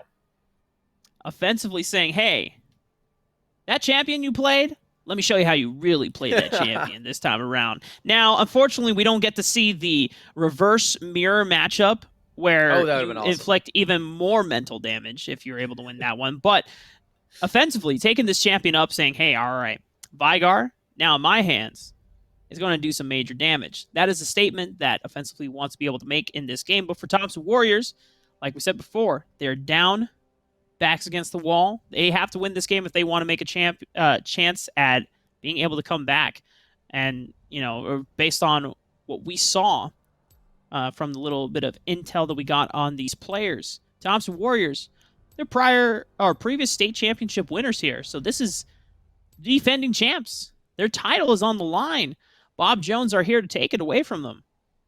Exactly, and in this game as well, they've got a stronger set of champions for earlier in the game, which I really appreciate because we got to see some really strong fights from them in the later stages of the game, the mid game, the late game even, but in this go about it, we've got Cassio and Kai'Sa and Galio and the Hecarim as well, who can do a little bit more than something like a Trundle. He's a little bit more damage-oriented too, especially with the new changes. Maybe we're going to be seeing things like the Trinity Force or the Divine Sunder come through, or some other build that I have never heard of as well, Rafa. The gates are wide open for this champion after the changes have come through. So, yeah, for the Warriors, I definitely feel like they can express that fight prowess that they showed to us earlier in the game, and they can go for some more of those plays that they attempted last time but didn't quite have the champion power to do it. Yeah, the diversity in the creative build paths that we have seen from these students both today and yesterday's matchup have been nothing short of extraordinary. I'll put it that way, because we definitely see a lot of things that we're just like, whoa, I would have never thought of that, or it's like, huh, that's That's interesting. That's curious, It's just to give the benefit of the doubt. So for Hecarim here, we know in the past that has mainly relied on the Chem Tank rushed because you just want to go super fast, and Chem Tank, super efficient item, giving you a lot of movement speed, and because movement speed is tied in with how Hecarim's base AD scales thanks to his passive, the faster you're going, the more damage you deal. So you can essentially become a full tank, and the fact that you have a nitrous built into one of your items allows you to do a lot of damage and impact these team fights. But because of all the indirect and direct nerfs that we've seen to Hecarim in the past, Max, now Hecarim, I would like to see a little bit more damage oriented. The Trinity Force, super cool. Divine Sunder, not necessarily a huge fan of either, but we'll have to see what Conceited Goon decides to go. We saw him get huge on the Trundle, and he ran like a kind of tank bruiser build, fighter build. It was Sunfire Cape and Titanic Hydra. Unfortunately, it wasn't enough because offensively Vlad was so monstrous once he finally got the death cap unlocked. But the world could be anything here, Smacks, in this game too. The other thing about Hecarim is that they just nerfed Phase Rush also, and that was his premier rune. They weren't even done with the Hecarim nerfs on 11.9. 11.10 also knocked him down. He's gonna catch a break. So hopefully for the Goon, we can see some retribution for this champion, because I still feel for Hecarim. He terrorized the Rift for like, what was it, 5 months now? But you know what? He's still cool. I'm still okay with Hecarim. I can still deal with this champion rampaging around the Rift. It's still fun, especially with the damage build. But it might still be a little bit tricky, especially now that we know that the Veigar is on the other squad. Xayah is in as well. These are carries that are not easily dove upon, especially when Veigar Cage is up or available in that case as well. So it's gonna be a little bit tricky to go in for that dive, but you still have to do it, Rafa, because with the way that this team comp is built together, Cassiopeia wants to run at you with all the poison. Kai'Sa wants to dive in as well. Galio wants to dive in literally on top of your head like a Goomba. So this entire going squad, forward here. exactly. Smacks. You gotta go in. So no matter what, even if there is this Xayah who can kite away with you with all the feathers, or the Veigar with all the cage, don't have much of a choice. You gotta still push through it. You gotta persevere and get all these kills so you can potentially start up this reverse sweep and take us to game 3. Smacks, you said something that I found a little controversial. It said that you felt for Hecarim. I don't. All the other junglers that I know don't. We're tired of seeing Hecarim. We saw Hecarim and Udyr dominate the Rift. Udyr's still dominating the Rift at Pro Play. I don't know how. He took a lot of nerfs as well, and somehow he's still fighting his way at the top whenever Morgana and Rumble are banned off the table. Udyr is boring, though. Udyr does not have a skin where he is holding a Guitar Hero thing with the buttons attached, and you go... Udyr doesn't have that. Hecarim does, though. So just pick the arcade Hecarim skin. All right. Listen, I will appreciate if we're debating based on how cool the skin line is, then you just look at definitely not Udyr. That skin is hilarious to look at. He's running around on chanclas. That is objectively false, Rafa. They're reworking the champion because he looks so bad. Man. I think picking champions on skin appearance is a little... It's a low blow, I know. Yeah. Because... I don't know, man. Hecarim, how are you going to say Hecarim is not boring when all you're doing with the Chem Tank Rush build, you charge up E, you charge up Ghost, you ult in, and that's your job. That's it. Man. You don't do anything else. At that point, Udyr feels slightly more interactive because at least you can pick who you're stunning and jabbing in the face before you run around. I'm not saying it's that much different. You're talking to the guy who mains the role, who has played Thresh for 9 years straight, Rafa. You're not going to get any leeway with this one. We don't get bored over here in the support land. Okay. You just play Thresh forever, okay? So. But Thresh is fun. I exactly. Would play Thresh so is forever. Hecarim. Hecarim's fun. No, no, Lee Sin is fun. Lee Sin's pretty fun. Lee Sin, yeah, dude, like, because you have so much mobility in your kit, you have so many options, and that's why. Lee Sin's available in 3 roles right now. That's never been true of Thresh. Come on. Okay, but Thresh is still a cool champion by itself. Even if Lee Sin was just available in 1 role in the jungle, I'd rather see Lee Sin every game than Hecarim. I know. Yeah. Thank you for coming to my TED Talk. We could bicker on like an old married couple for a while. We're facing a little bit of a delay. One of the players is having a little bit of a loading issue, so we're gonna be getting into that pretty shortly. But yeah, moving away from Rafa and Smack's crazy land for just a little while longer, I do want to bring up that this Kayn is back in this game. Kayn, you know, we did get to see one side of him in the previous game, and we very well could be seeing the same side as well. Rost Kayn does look pretty good in this comp, but you do have to consider the option of the blue Kayn. You had a lot of mobility attached to that champion, lots of damage too, so maybe we can see that side of the Kayn in this game. You know, I would have to say, I'd be super down to see a Shadow Kayn in this game. It's probably not the most optimal into Gangplank, Hecarim, and the Galio as well. Because you'd be able to one-shot the Cassiopeia and the Kai'Sa. And if that's your job, then, you know, then you've done it well. Yep. But I guess it really depends on how ambitious Bob Jones High School is feeling. If they're saying, hey, you know what? Dude, bro, Bob Slayer, you got this, man. If you want to one-shot them, you go take care of that. We'll deal with the front line. We'll deal with the meatballs in the front. By my calculations, you have to ignore Gangplank. You have to ignore Hecarim. You have to ignore Galio. You have to hope that Cassiopeia doesn't buy Zhonya's. You also have to hope that Kai'Sa doesn't buy Zhonya's or Guardian Angel. So that's a lot of hope. That is 5 champions right there by my calculations. However, Kayn has 5 fingers on each hand, so that cancels out. And my favorite color is, well, it's actually purple. So it's a mixture of both blue and red. But we already got the red, so all we need now is the blue to make the purple. Which means that we will be getting probably red Kayn in this game. But it could be blue. God. Where are you going with that? I just told you. Oh man, that was an adventure. That was a roller coaster right there. I feel like as you were plotting each little point and segment out, I wanted to like throw up one of those like murder mystery boards. It's like, okay, well, this suspect was tied over here, but then we have this incident right here. It's like it in my mind when you were first explaining it, I was like, how are these two connected? And then it finally all came together. It all linked at the end. That's how I work. Bravo, Smacks. That's how I roll. You did it. You did it. Honestly, if the high school teams had that kind of detective skills, you know, maybe they'll be able to find some creative solutions into ending the games before 40 minutes. Not to say that I don't mind that, you know, mind you.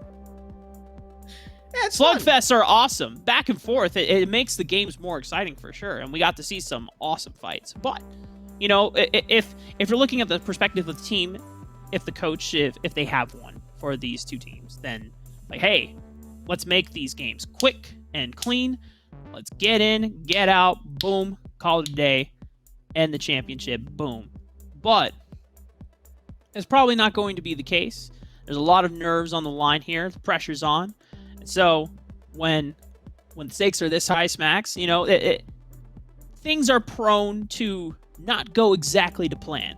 So now it's just up to the players to see how well they can think on their feet. You know what champion really likes chaotic games, Rafa? Shadow Assassin Kayn. But oh my I've talked about that for too long. Let's move past that. Something that I really appreciate about the way that this game is sort of changed in this series. For the Warriors over there, like I said before, they've got more power. packed into that early game. So they've addressed that issue where their champions all want to fight on 2 or 3 items. They don't really do anything until that. I like that they've gone for a more early game style.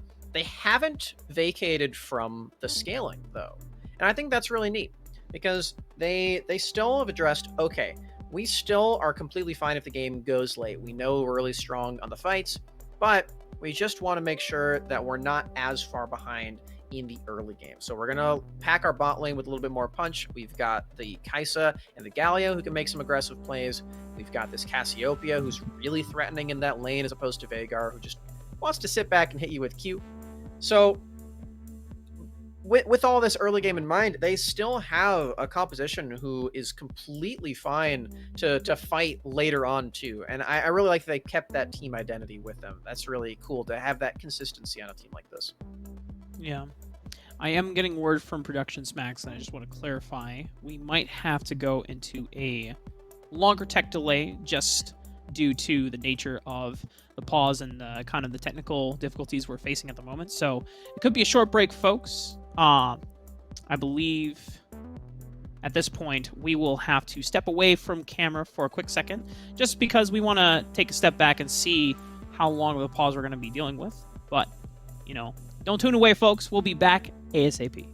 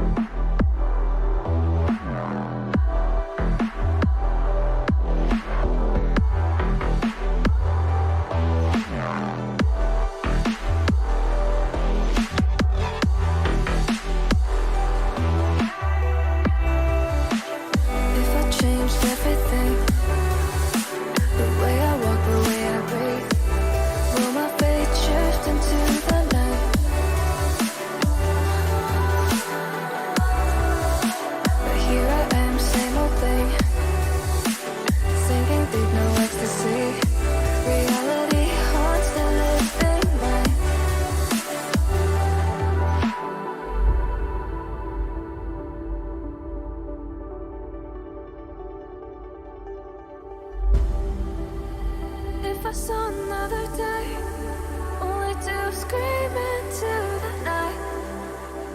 Nothing ever tries to change, even if I want to realize. 'Cause I've been sitting here, same old ways, taking off without the same mistake. Darling, will you go away? It won't be as simple for you.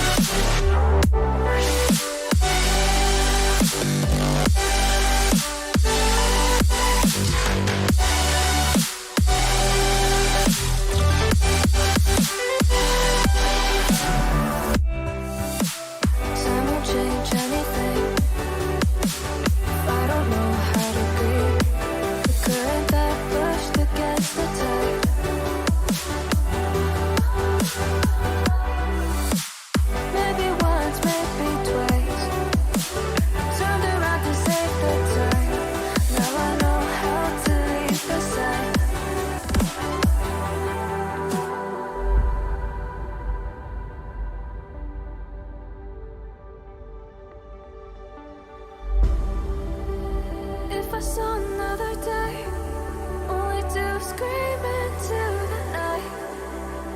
Nothing ever tries to change, even if I want to realize. Welcome back, ladies and gentlemen, and fingers crossed, knock on wood, because we should be getting into game very, very, very soon. In fact, it could be just like seconds. So, I know we don't want to be on this cam screen forever, but that's okay, ladies and gentlemen. You should be seeing crystal clear blue skies, luscious fields of Runeterra, as we'll be getting on the Rift very soon, Smacks. And I little know Froggy dancing around. maybe some ducks in the river as well. Yeah. Unfortunately, that scenery will be turning a little red once the blood starts shedding. You know, yeah. I know we're getting a little dark there, but that's the name of the game here, Smacks. Both of these teams, they want this win so bad. They definitely do, and we're already at match point here. We're getting down to the wire right now. We might be seeing another reverse sweep. We got to see a game 3 yesterday, and then an eventual reverse sweep by Jerry Dew. This time around, I don't know if it's gonna happen. We did see some close games right there, but the Thompson Warriors have got a long journey ahead of them if they want to do that. And the elation from Rafa cannot be understated. Cannot be overstated. We made it really. into the game. We're here on the Rift.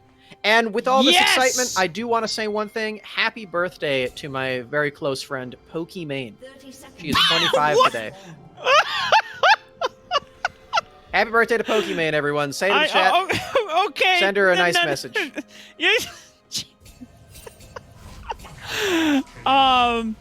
Okay. Come on, Smacks. We're on the high school championship. We can say happy birthdays later. But, you know, very nice of you to give a shout out to your very close friend. I didn't know you were friends with. Oh, yeah. That's incredible. And, We go way back. apparently so. I didn't know this. I thought I knew a lot of things about you. But regarding to this game, you said before that Conceited Goon more than likely was not going to opt into the face rush because he had been nerfed so many times. You are correct. He's going for the Conqueror. And this is more of an older school Hecarim build when you did run a more damage-oriented setup on him. So I will be expecting perhaps the Trinity Force. I don't think this is necessarily a game where Divine Sunder is as efficient. Just my take on. Yeah, I mean, you certainly could still go for Divine Sunder. It's nice to get a little bit of tank shred against Scion, but really, yeah, the Triforce is pretty nice in a game like this. It works against all these champions, and the recent changes to it as well feel pretty nice. Mainly the absence of the random attack speed on the item, which Hecarim didn't really use all that well, so should be pretty good if Conceited Goon wants to be picking that up. So far, he and his opposition in Bobslayer have gone for a mirrored clear, both of them on those Krugs. Look at bot lane, though. Level 2 power spike, as Ibucutie would say. Sheep taking a lot of damage. Almost half of his entire HP bar off of that trade. Doesn't have the burn any summoners, thanks to the fact that he used his taunt into the Aftershock. Oh my goodness, but super happy pig. More like super deadly pig. Just throwing out the Zenith Blade anytime he sees an opportunity, just trying to force away the bottom lane. Getting that level 2. They do get it, but they lose out on a couple minions, and they already have lost 1 health pot on that trade as well. Yeah, looking pretty spooky down there with this Leona. Ruthless with the Zenith Blades, showing how low that cooldown actually is. Usually you don't get to use it that much just in the lane, but making sure that they keep progressing their level 2 advantage down there. It's looking really nice. The health lead is going to be pretty good. Already both pots used. Speaking of health lead, though. Wow! Yuck X. Solo kill up there. Yeah, solo bolo, baby. It's a huge wave to be able to back on. Platinum Gunner trying to soak up as much minions as he can in that passive. And getting an extra replay. I mean, like, this was just so many minions. Consistent whittling down onto Platinum Gunner. He was trying to maintain this freeze against him, but Yuck, able to take advantage of that. Yeah. It was like 7 minions hitting Platinum right there. It's not what you want in a lane like this. Yuck just gets to flash forward, get the wave under the turret there too, and gets to walk back right here. doesn't need to teleport and have that extra resource available if they do need it across the map. Platinum Gunner cannot say the same on Scion. We're seeing that both junglers, though, they've completed their first clear. They're going to be recalling here, and you're going to start to see the first power spikes on the junglers and where they want to lay their claim across the map. Bobslayer can go bot lane just like he did in the previous game, but Chief might be dead before he gets there. Gets a taunt down. Justice Punch only lands on a super happy Pig, and just like that, I'ma miss you, bud, and Pig are able to take down Sheep. Bobslayer is here, but he's not necessarily needed. Does pick up some super duper Scooby-Doo gummy snacks, as you coined it in Game 1. The blue orbs coming in. Yum, yum, yum. He's got Conqueror, though, so I think it is going to be Rost for him, but Hey, still, you never know. any orbs are good orbs. You can pick those up eventually. Man, Drake this- spawns there in the bottom left corner of your screen. That's going to be a hot point of contention later on, you have to imagine. Last game, Bobslayer especially was really on top of those in the early game. You know, last time Bob Jones were able to secure the first 3 dragons of the game, it took them a little while to get that 4th one after Thompson Warriors turned it up in that mid-game, being able to find successful fights and engages. And eventually, Bob Jones were able to close it out after picking up the Ocean Soul. And just a little point, though, Thompson Warriors have a strong setup on that top side of the map. Yuck, just having complete control of the top lane once again, as looks like Thompson have an opportunity to be able to just secure the first dragon of the game. Bobslayer is in the top side. Yuck, I think he knows. Yeah, he's should be able to walk out, though. One interesting thing about Kayn as a champion is that when you are slowed, it does affect the dash speed on your Q, so it becomes a little bit more difficult to actually get the Q damage out, especially if you're in a He can cannon kill rush. him. Yeah, Yuck unfortunately doesn't have flash because he already used it to get the solo kill into Platinum Gunner last time around, but he dodges and bobs and weaves around Platinum Gunner's unstoppable onslaught, throws up the Mastery 7 Gangplank. You go pop off, King. Oh, there's a ghost coming in. Conceited Goon might get another kill. Platinum Gunner still has flash. I don't think he's going to die anytime soon. Conceited was probably expecting a little bit more damage to come out from the gank there, but the ghost expended just for show, as we got to take a look at this 1v2 once again. Yeah, this is nuts. Yuck X is already 2-0 in this game, forces the flash out of Bobslayer, dodges the Scion ultimate with the movement speed, and then see he's got another barrel right there. Didn't even need it in the end. Bobslayer actually dashes into the range to try to finish him off, but able to land that barrel damage, and he's already off to the races in this game. Oh man. He was played the last game so well, but there wasn't all this action around him. This time it's quite the opposite. He is the one that has all these kills for his team.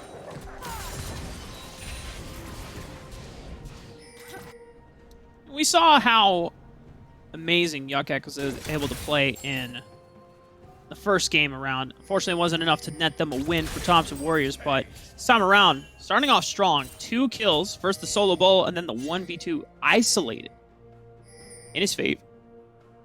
I imagine Bob Jones are going to have to invest a lot more than just Bobslayer ganking this top lane. Certainly so. It's not even a red Kayn quite yet either, so the Kayn ganks are potentially just going to be even more fodder. Super happy Pig. That's not where you want to be. Yeah, and he can't flash out because he's in the miasma. He's grounded. He's got nowhere else to go. That beautiful ward. Can we get a zoom in on that control ward in the river? Yes, sir. See? That was the big hero of it all, because Super Happy Pig walked over it in the river, and he thought, don't worry, guys. I'm coming in for a sneak attack. But he was the one that was getting bamboozled snacks. Vision wins games, Rafa. It's exactly what we're seeing here from the Warriors. A 3rd kill into this game that balloons their gold up to about 1,000 in this one, and it's being stretched across the board here, too. Everyone's been a part of the action for Light Locust. Oh, will Nice they not cage. learn, though? I mean, Conceited Smurf, they know that Kayn is on the way, no. because another ward spotted out the Bamboozle Squad, and they turn around on its head. The counter gank is super effective from Conceited Goom. Flash over the wall. Conceited Smurf wants to take down offensively, but a beautiful cage from offensively. Poison not going to be enough. He walks out alive. Oh, offensively, that was so dangerous right there, having to flash over the wall, and just like you said it, Rafa, another blue ward around the mid lane saves the day. Bob Slayer can't do a dang thing. Can't even ult. He's stuck in that miasma. Does get dropped right there, and man, that's another kill for the Warriors. They are this is looking like they might take us to that game 3 here, Rafa. We're getting some going the distance series yet again. They're going for speed.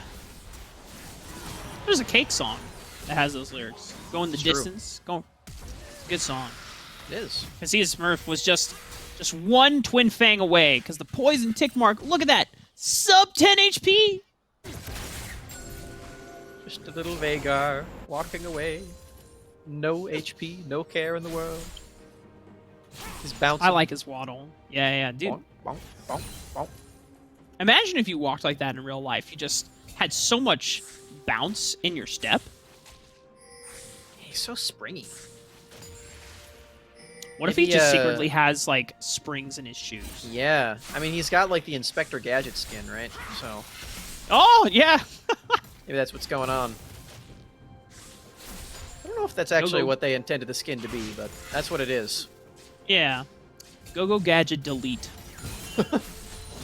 Whenever he presses the ultimate button, Primordial Burst deletes a champion off the rift. Second dragon of the game, though, Smacks, is coming up in about 20 seconds. That it is. Seeing the Warriors already have that first one of the game. It's not going to be an Ocean Soul this time around, so the healing reduction might not be as valuable as it was. There's also no Vladimir, so that's also just a nice bonus. Infernal Drake, though, has been set up by Bob Slayer in the bot lane there. Bob Jones do not want to be in a situation where they get stacked upon, but Teleport. Teleport. But he's all by himself. Whoa! That hero's entrance is going to come in. Oh my god! Conceited Smurf with the petrifying gaze as soon as he comes out of the teleport so he doesn't get stunned by the cage. Holy moly, I can't believe that worked. I can't either. He got it just in the nick of time. This huge stun sweeping through the entire team of Bob Jones. They deny away that dragon. They deny away 4 kills. The Conceited Smurf is going to feel completely fine with that one. He's like, all right, guys, I'm going to set this up. I'm setting up the pins. You guys are going to knock them down for me, right? Exactly what happens. How does he buffer this, though? One. Wow. Oh, my. The setup, too. Whoa. I've never seen a better Galio setup right there. God. I'm at a loss for words. I just, literally, I imagine that Conceited Smurf was just spamming his ultimate key. Just on spawn is like, oh god, please, please, please, please, get it off, get it off, get it off, get it off, get it off. And then he just, thankfully, the buffer is just in time. Sounded like me when I have a spider on my shoulder. Yes, I imagine so. That is also me, Smacks. Do you have arachnophobia, though? That's the real question. I don't know. I just prefer if they're not near me, you know? Yeah, that's fair. I'll play an I know Elise my game, aunt. though. Yeah. My aunt has arachnophobia, and it's unfortunate, because anytime that has happened in the past, it's like, oh god, someone has just committed murder Yeah. in the house. I just don't know, how bad does a fear have to be for it to be a phobia? Like, what is the qualification there? I think the term for phobia is like, it is so beyond terrifying. It like, I don't think I have anything like that, then. you know what I have a phobia of, Smacks? Taxes. Yeah? Yeah. That's probably the least fun about being an adult, as I've learned recently. Yeah. Yeah, I'm with you there. Offensively, might have a Rift Heraldophobia. Someone gets spawned in his lane. He's going to want to back away from that one. This might just be a full first turret with the plates attached. They don't have too much time Just in time, left, too. but yeah. Yeah, 30 seconds to go. They're going to be able to knock down first brick.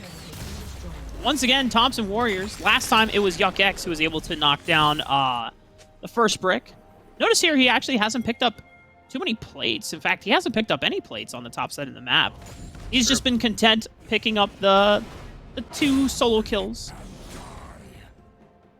I'd be content with that too, honestly. It's a lot of kills, lots of gold. Seems like a fair trade. I would agree. Trade deal. I receive 3 kills and a Trinity course. You receive 1,000,000 deaths and a game 3. Maybe. It still hasn't happened quite yet. That sounds like a horrible trade for Bob Jones. Yeah. I thought you were going to say, I don't take any turret plates. I just get 3 kills. It's like, okay, you know, at least you got that. But when you're already stating, like, oh, you guys have lost. Like, wait a minute. It hasn't happened yet. Yeah. Got to give Bob Jones a chance. we doubted them when the mid-game came around from Thompson Warriors in Game 1. And then Bob Jones were like, haha, but we have Vladimir. And he has hit 4 items. And he just deletes people. Now, offensively, I don't know if in this state he can replicate the same type of results with the Vigar already being somewhat put behind against this Cassiopeia. But, you know, don't count out Bob Jones. Anything can happen, Smash. Very true. I apologize for doing so. You also have to mention that Miss You Bud has the Scale Force now completed on Xayah.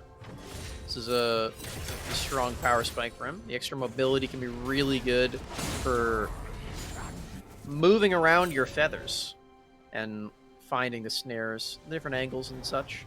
So that's going to be something that I'm excited to see. We're also, I didn't mention it last game, but Super Happy Pig last game went for the Sunfire Aegis. So lots of surprising damage can be found from the Leona with her appropriately themed item. It is Battle Leona. Yeah. Just like when Mercy in Overwatch pulls out her gun. That's when you know. Oh no. Yeah. Battle Mercy, Battle Lucio.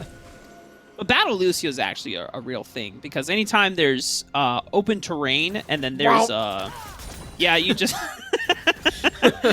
blast off. You're dead. Push off. And the support characters in that game are just so fun. Could you imagine if Soraka just was given a pistol to shoot? That's a terrifying thought. I already hate playing against Soraka, dealing with the obnoxious amount of healing, but then the fact that she can deal damage on top of it, that's not balanced. Perhaps you have Soraka phobia. Perhaps. If we're going to talk about specific champions, though, I think I have really Shacophobia. Oh, yeah. Don't we all? Yeah. But not Yuck X. Yuck X is very cool, and I like Yuck X. He's been doing great on this Gangplank. Yeah. We're seeing that just across the map. It's just a huge advantage. Look at that gold. It's not quite there in bot lane, but that's sacrificed for the 3 dragons in a row they were able to take right there. I definitely would take that if I'm the Thompson Warriors. And they have. Indeed. It is a Cloud Soul game, so the increased movement speed upon hitting it, along with the ultimate ability haste, means that it's a great game if you're Hecarim, who's already popping the Nos. Nitrous activated, hero entrance following up, but Conceited Goon taking a lot of damage on the back end of it. Still got a cane in his body. He's able to make it out. Sheep. Looks like Conceited Smurf and Yuck X both made the double teleport trying to follow up on this fight. Platinum Gunner still chilling up in the top side of the map. He hasn't found any reason to counter gank this quite yet. He's going to be content pushing into that turret. Yeah, nobody dying does mean that Bob Jones do take the advantage just because they didn't use that top lane teleport. Platinum Gunner just able to stay up there, might take out the entire turret depending on if he has the Demolish rune. Doesn't look like he does, but it's still going to be a nice chunk up there and get some uncontested farm is desperately needed in a game like this. He doesn't have a single item quite yet, and Yuck X now has 2 of them. This seems like such a chaotic fight, but thankfully, because of all the interruptions from Super Happy Pig, that engage from Conceited Goon could have been a lot more devastating against Bob Jones High School. Also, Bobslayer kind of gets away with murder in this game. He He's was on the deep. Yeah, he's on the complete other side of the entire Earth. Makes it out with his flash. Very close to him going down. He's got the Gore Drinker now, so it's going to be a little bit safer for him. Boom! It's a shame that Platinum Gunner isn't using the Mecha Scion skin, because that train sound is whew, Nice. something else. It sounds more menacing, because it's just... Yeah, there's like the text sounds going on. Sheep here, though, looking a little sad. Doesn't have their AD carry with them to pick up the farm, as Light Locust finally shows back up. Sheep trying to take a recall potentially here. You rush to the Locket. Has a little bit of extra shielding for these team fights and skirmishes.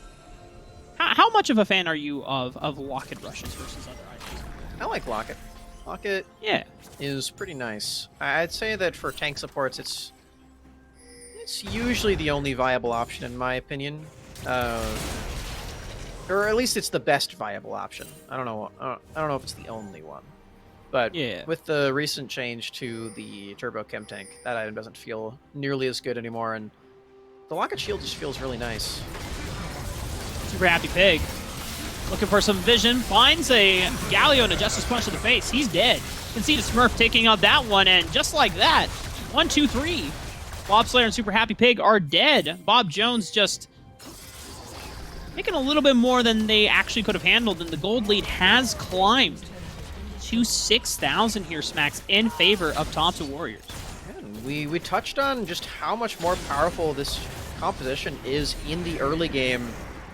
I did not think it would be this much more powerful, honestly. It's 10-2 right now. This could not be more of an opposite situation than game one was for the Thompson Warriors. This is really impressive stuff, the way that they've been able to bounce back after that loss. And yeah, I mean, this is just a huge lead. They were able to fight so well. See a Galio walk up and you're like, oh, I'm fine. Then you see a Cassiopeia walk up and you're like, oh no, I'm no longer fine. Cedar Smurf just played the vision game really well, sitting just out of the range of all the wards there in the Drake Pit, waiting for the time to strike, and then sinking the venomous fangs in to the members of Bob Jones High School, and it's very effective. Super effective even if you're a Pokemon fan. Yeah.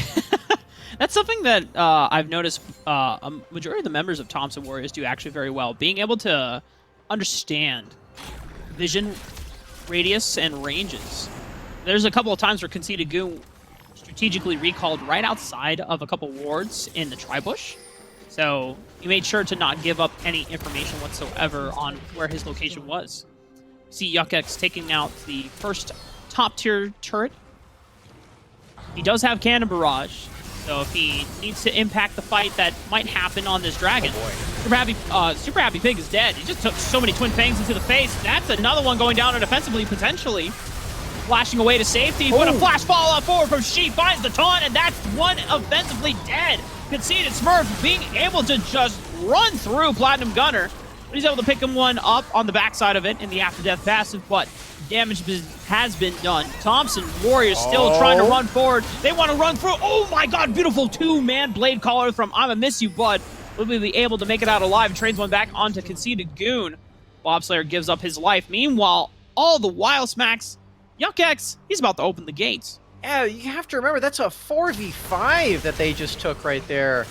Yuck-X still up in the top lane all the while, taking out another turret, getting all of this extra gold for himself. It's just so huge for the Thompson Warriors. Not to mention that they actually still win this 4v5 fight. We get to see the beginning of it. Conceited Smurf does a million damage, lands a Petrifying Gaze down with the Miasma onto offensively. Unfortunately, gets knocked out of it, so he gets to survive a little while longer, but when I said a little, I really meant a little, because he did still end up dying in the end. And while Miss You Bud does still deal a ton of damage with these feathers, at this point it's just so tricky to actually operate. Does get poisoned, has to ult early, and from here on out, Bobslayer is the sacrifice, does get dropped. Conceited Smurf has the stasis. They get to go right back over to the dragon. which they didn't take quite yet, but the fight is more than enough. And then on top of it all, the top turret.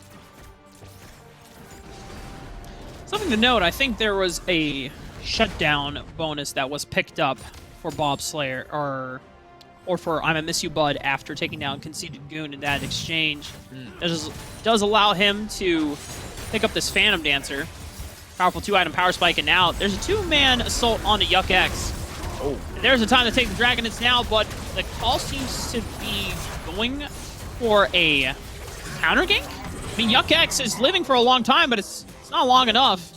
Middle turret was taken down in favor of Thompson Warriors, but another shutdown going over to, I think this was Platinum Gunners gold for the taking.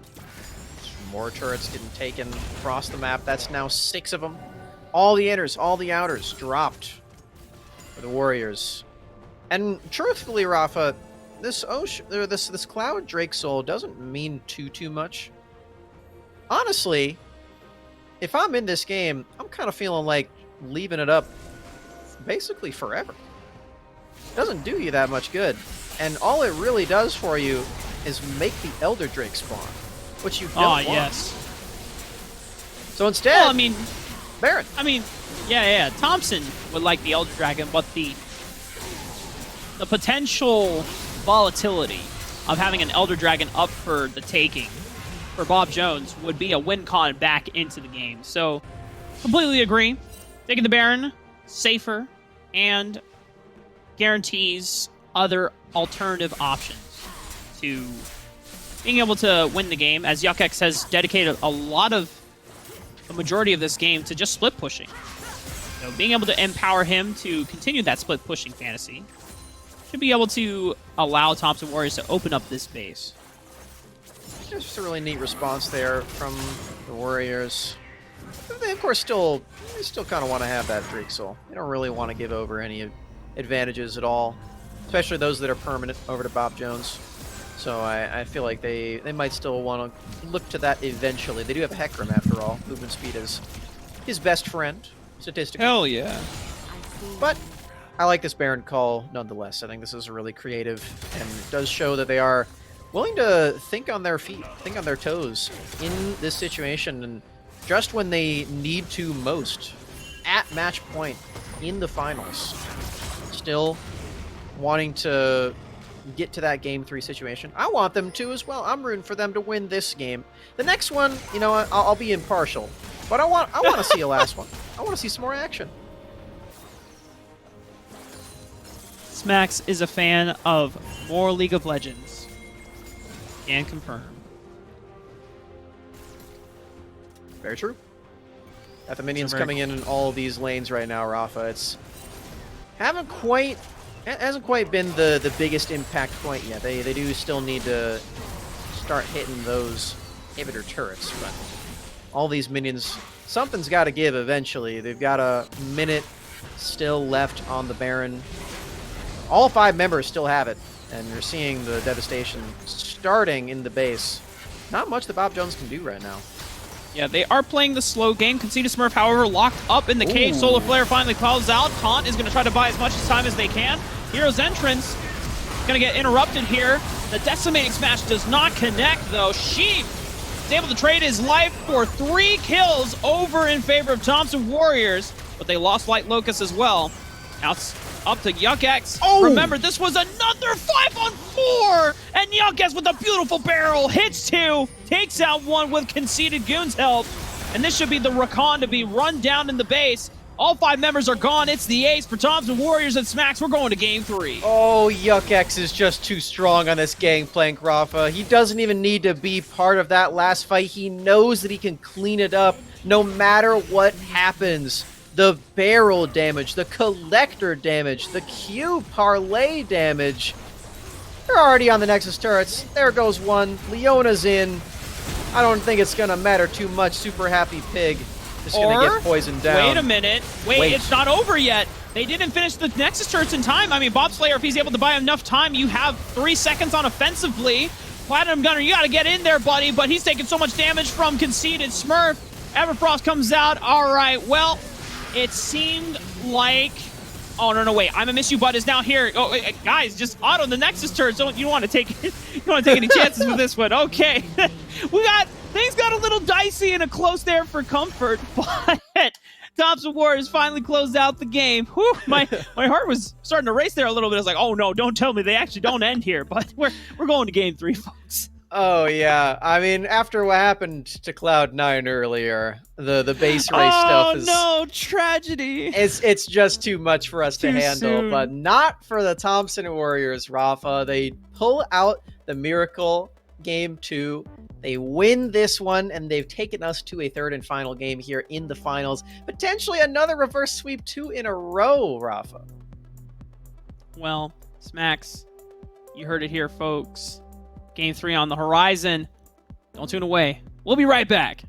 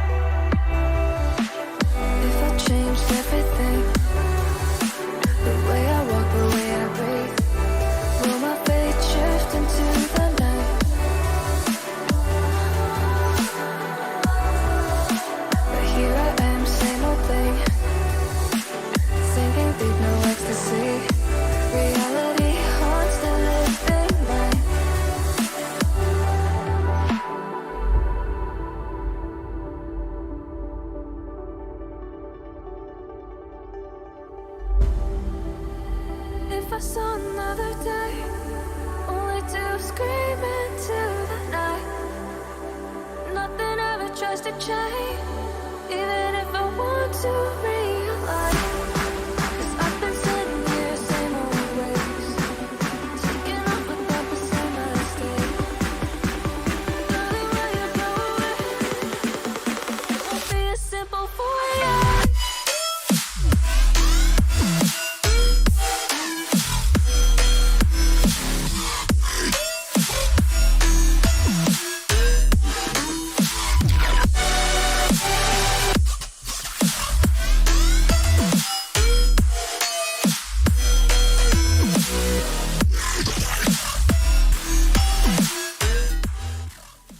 Ladies and gentlemen, Game 3 is about to come your way. It's been a hell of a slugfest. Get the music going. Get the horns going. I wish I had my soundboard equipped because I would be blasting it right now. I wish we could all be listening to the music that you were listening to, Smacks, because it'd be bumping. It's Dua Lipa. Bumping. Dua Lipa? A good choice. Good choice. That new album that you showed me was actually very nice. Very nice. But Game 3 here, Smacks. Bob Jones High School and Thompson Warriors. They are looking to lay everything on the line here. No mercy anymore. No more setbacks. It's now all or nothing here in this final game. Yep. And just yesterday, we got to see a full reverse sweep in the finals. So that might happen again right now, Rafa. We got to see some really cool draft adaptations from Game 1 to Game 2. And, you know, I think we're just going to need to see some more on the other side of the rift right now. We got Thompson Warriors. They took us on a journey. They went for a full scaling composition in Game 1 with the Yasuo bot lane, with the really cool wombo combos. They transitioned that into a composition that still has a lot of scaling. They still can show off the crazy gangplank skills of Yuck X, but they've got some more power early on. They can go for things like this Cassio, like the Kaisa engages. And when Conceited Smurf is landing these huge petrifying gazes, can't blame him for going for something like that. So I really like that adaptation, but for Bob Jones, they've just got to show us the other side of that. They've got to pull out some adaptations of their own. They can't be the only team to win that first game and then just try the same thing over and over. They've already been solved in that last one, it seems. Through the draft phase, I was about to say, Smacks, if there's any adaptation that Bob Jones High School have to do, you got to have an answer for this gangplank. And you know what? Banning it is a pretty good answer. Now, this does leave open, if I'm not mistaken, a different champion that was banned in the prior games. I believe it was Rel. Oh, yes, the Rel. Now, the Kaisa has been locked in already for Thompson Warriors. It was great for Light Locust and making sure that it was taken away from I'ma Miss You, but oh, yo. Coggers indeed. It's Kog'Maw. And the Lee Sin hover as well from Bob Slayer. Okay, I don't know. He's saying, you know what? The Kane's still working. But they were flexing a little bit of the Lee Sin just for show. I love Kog'Maw. Kog'Maw is awesome. Kog'Maw is very good on this patch. He has just been buffed a little bit himself. His favorite bot lane pair in the Lulu was also buffed. The Wit's End was buffed as well, which is an item that he sometimes enjoys.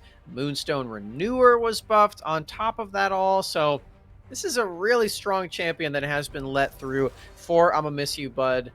And there's only really one way to stop it, and that is by having a dive composition that can get to that backline and kill him swiftly. But this is very true. That's what Thompson Warriors already got right now. They've got this Kaisa. They've got the Hecarim yet again. These two champions were really big for them in the previous game. They do still have the option to go for Cassiopeia as well. That wasn't banned away, so that could still be that pick. It's not going to be, though. It's going to be Orianna. It's a really nice pair with the Hecarim. No blind Cassiopeia this time around. Or, not necessarily blind, but it was technically blind the last time for Thompson Warriors.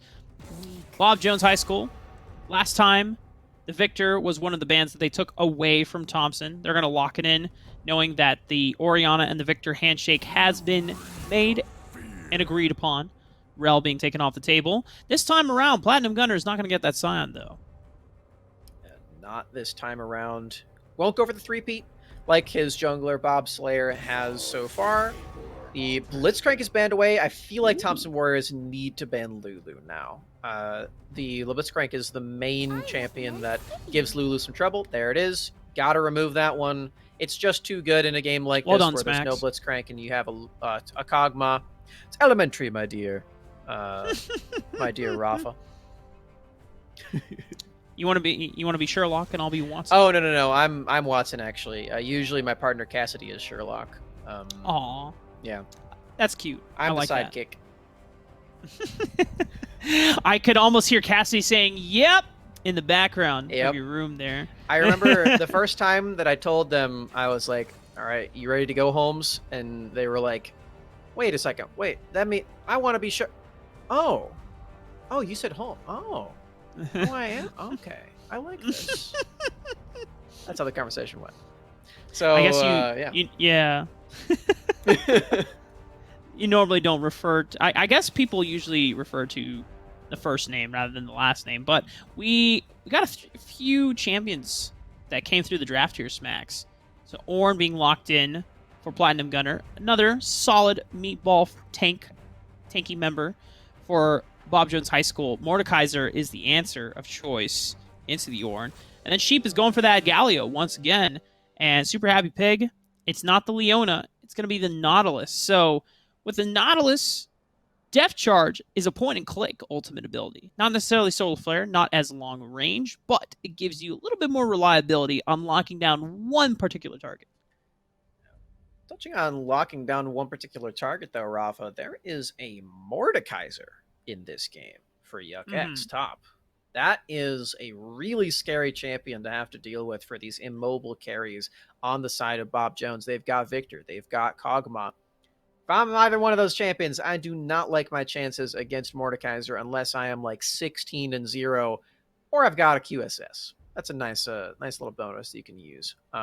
But yeah, despite the new project skin not being out quite yet, Yuck X is going to show us his stuff on the Mordekaiser. I really liked his gangplank in the first two games. It was a huge linchpin in their victory in the game 2 that we just watched. Yes, they have a lot of magic damage on this team, but definitely feels like this Mordekaiser is going to have a really nice lane against Ornn, and as the game progresses, this is a super threatening champion to have to deal with. The other thing that we have to consider when looking at this draft is that since this is now the first time that we're seeing Yuck X off of the gangplank since it was banned away from him, how does the playstyle and how does the laning dominance change up here? Mordekaiser is someone that does have a little bit of, power similar to the gangplank. The difference does come into the ultimate utility. This one, as you already pointed out before, you're able to isolate one target with that Death Realm, but you don't have the same type of cross-map utility as you did with Cannon Barrage. And that was something that proved to be a very successful, or gave a lot of successful windows of opportunity for Thompson Warriors to be operating through. Because that cross-map pressure, snowballing Light Focus and Sheep into the bot lane, gave them that advantage, put I'ma Miss You Bud and Super Happy Pig somewhat behind, and it gave them a lot of dragon pressure as well to operate through. Now this time, you can't really do that. So either we're going to be seeing a lot more proactive teleports from Yuck X to make sure that he can isolate that one priority target, or he's going to try and just draw so much pressure that he is forcing Bob Slayer saying, hey, I am pounding away at your turret, so you better come and stop me or I'm going to take the whole thing. And he's got a very interesting dynamic in a dive composition too, where the rest of these champions really do want to just get into the thick of it. Maybe not Oriana, but the ball certainly does. You attach that to your Hecarim, strap him up, send him forward, and then shockwave at all of your opponents. Where the Mordekaiser's main goal in a composition like this is to either deny a champion who would otherwise have an easy time kiting away, maybe something like a Victor. If he drops his gravity field in the Death Realm, you don't have to worry about that as the dive composition with the other four. So that can feel really nice.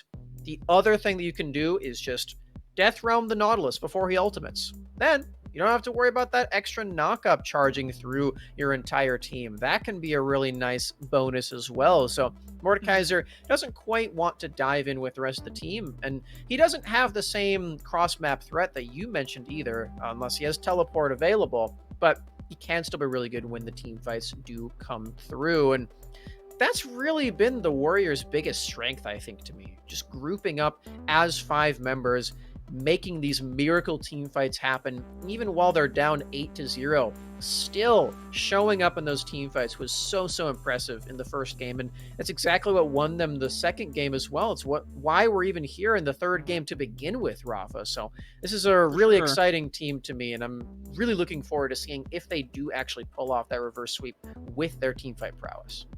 Yeah, we can't necessarily count out Bob Jones, but off the game one, there's moments where the team play was starting to favor Thompson Warriors a bit, but it came down to kind of the efforts of offensively being able to scale fully into that late game, and a lot of individual playmaking. I'm gonna miss you, Bud, finding small windows of opportunity to get an assassination to the back line. Bob Slayer being able to buy a lot of time, and then either Platinum Gunner or Super Happy Pig finding moments of initiation to just kind of force plays and force picks out of.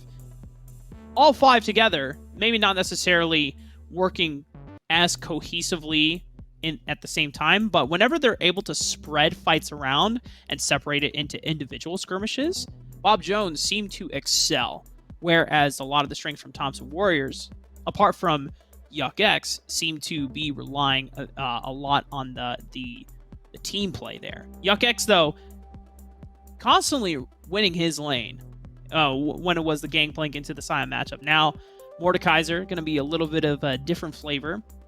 And speaking of other things that a Mordekaiser does bring to the table here, Smacks, remember when I told you about taxophobia, or at least my phobia of taxes? Yes. Well, for Bob Jones High School, they're going to have to pay their taxes in the terms of 1,300 gold for that Quicksilver sash if they don't want to be sent to the Death Realm there anytime soon. It's necessary. You got to pay your ticket to Summoner's Rift, as it turns out, so you don't stick around in the Death Realm. You gotta hop on that train and let the Polar Express ticket punch of Tom Hanks send you back to the Rift where you need to be. That takes me back. Good film. Well, if you like Tom Hanks, then that is definitely the movie for you. He voices like 40 characters in that movie. So, yeah. Oh, does he really? I thought it was just the train conductor. I didn't realize he did a lot of voices. He does just about all of them.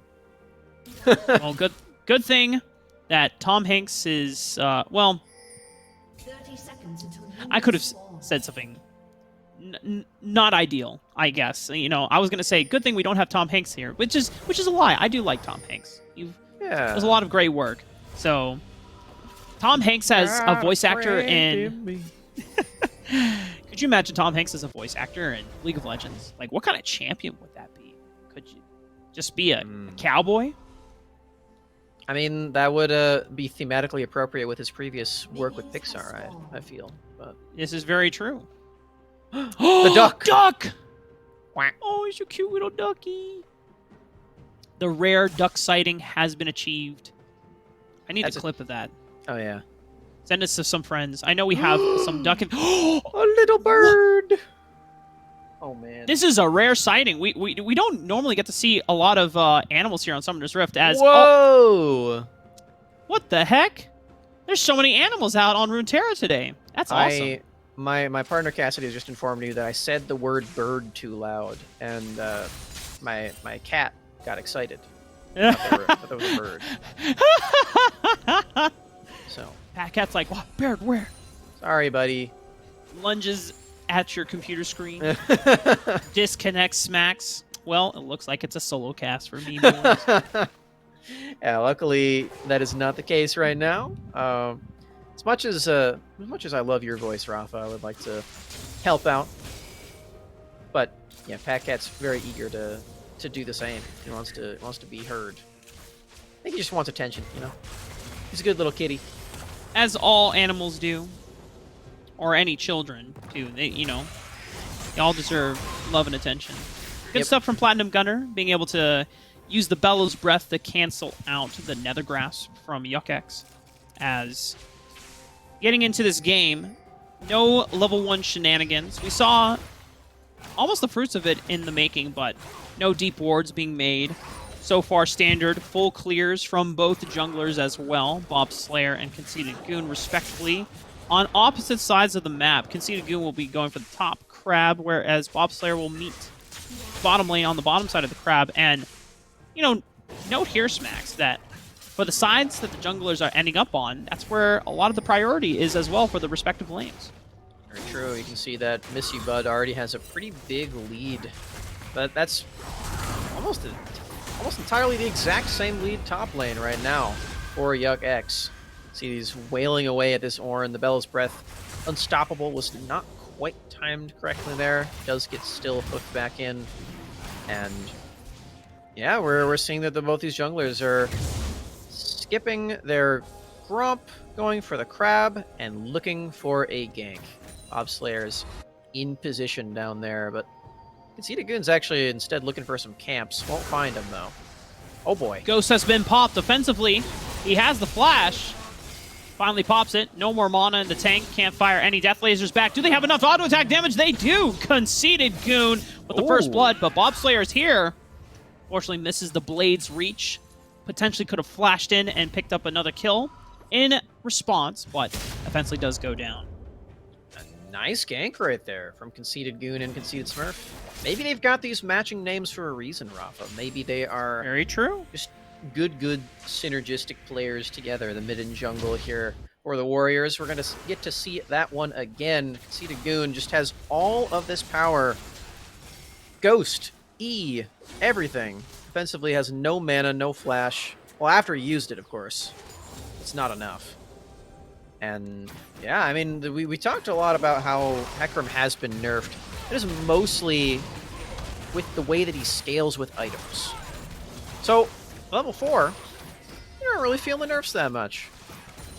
Also, he be running that Conqueror Keystone instead of the Phase Rush, so you're going to get stacking damage every time you are fighting an enemy champion for every auto attack and ability used.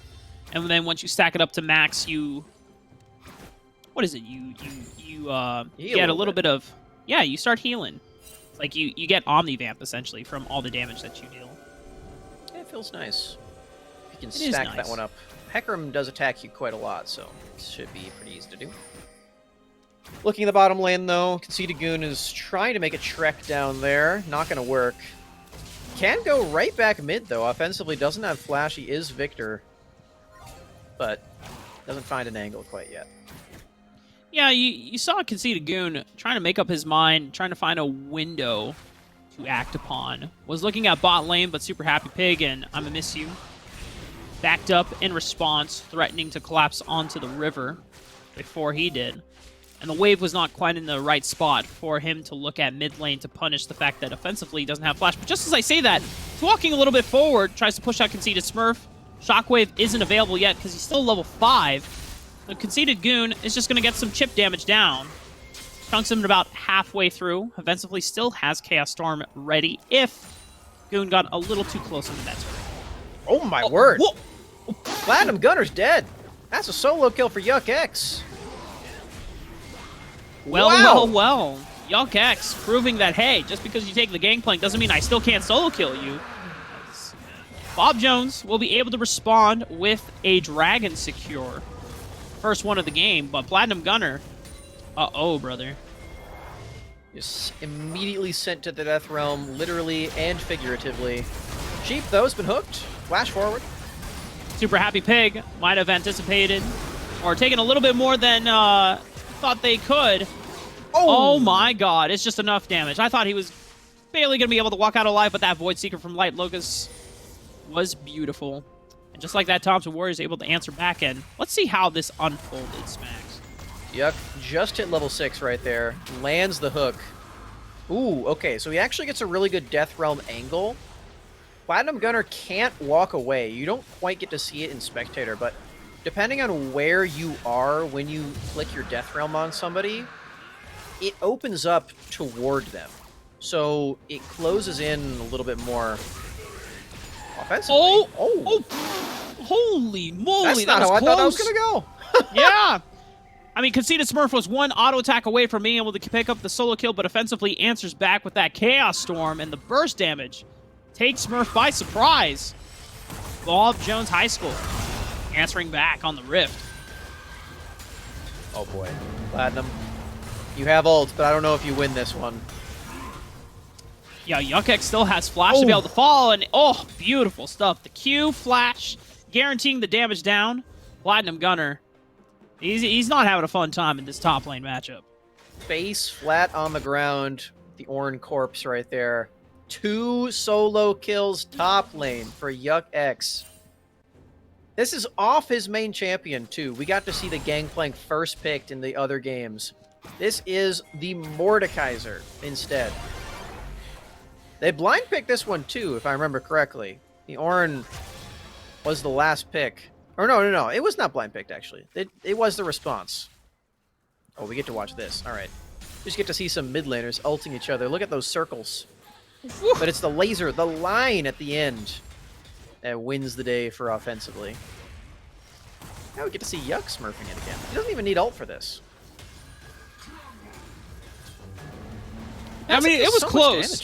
It seemed close, but then once the Conqueror stacks up, YuckX just becomes deceptively hard to kill in the all-ins between the shielding and the constant damage over time through the passive as well.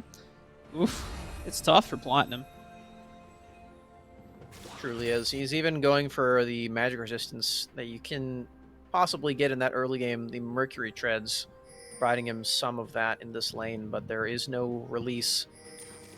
Unless he just dies again. I guess that's the sweet release of death.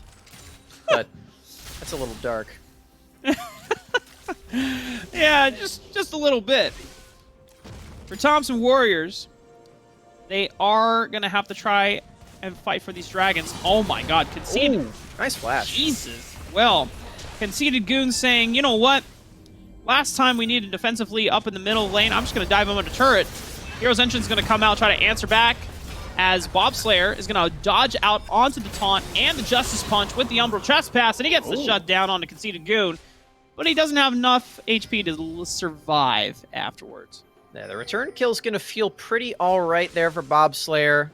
Trying to get back on the board for Bob Jones, but we get to see Conceited Goon just how confident he is with these plays on Hecarim.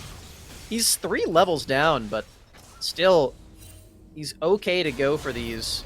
This Bobslayer is in the middle of all of this. The Galio ultimate does end up knocking him up, but well-timed Kayn ult. Man, that was close. Does end up getting the shutdown in the end. And yeah, I wonder if that actually got him his Kayn form after that one too. That would feel pretty good. Nice shockwave. Shockwave from Smurf. Chaos Storm answers in response. The Death Laser.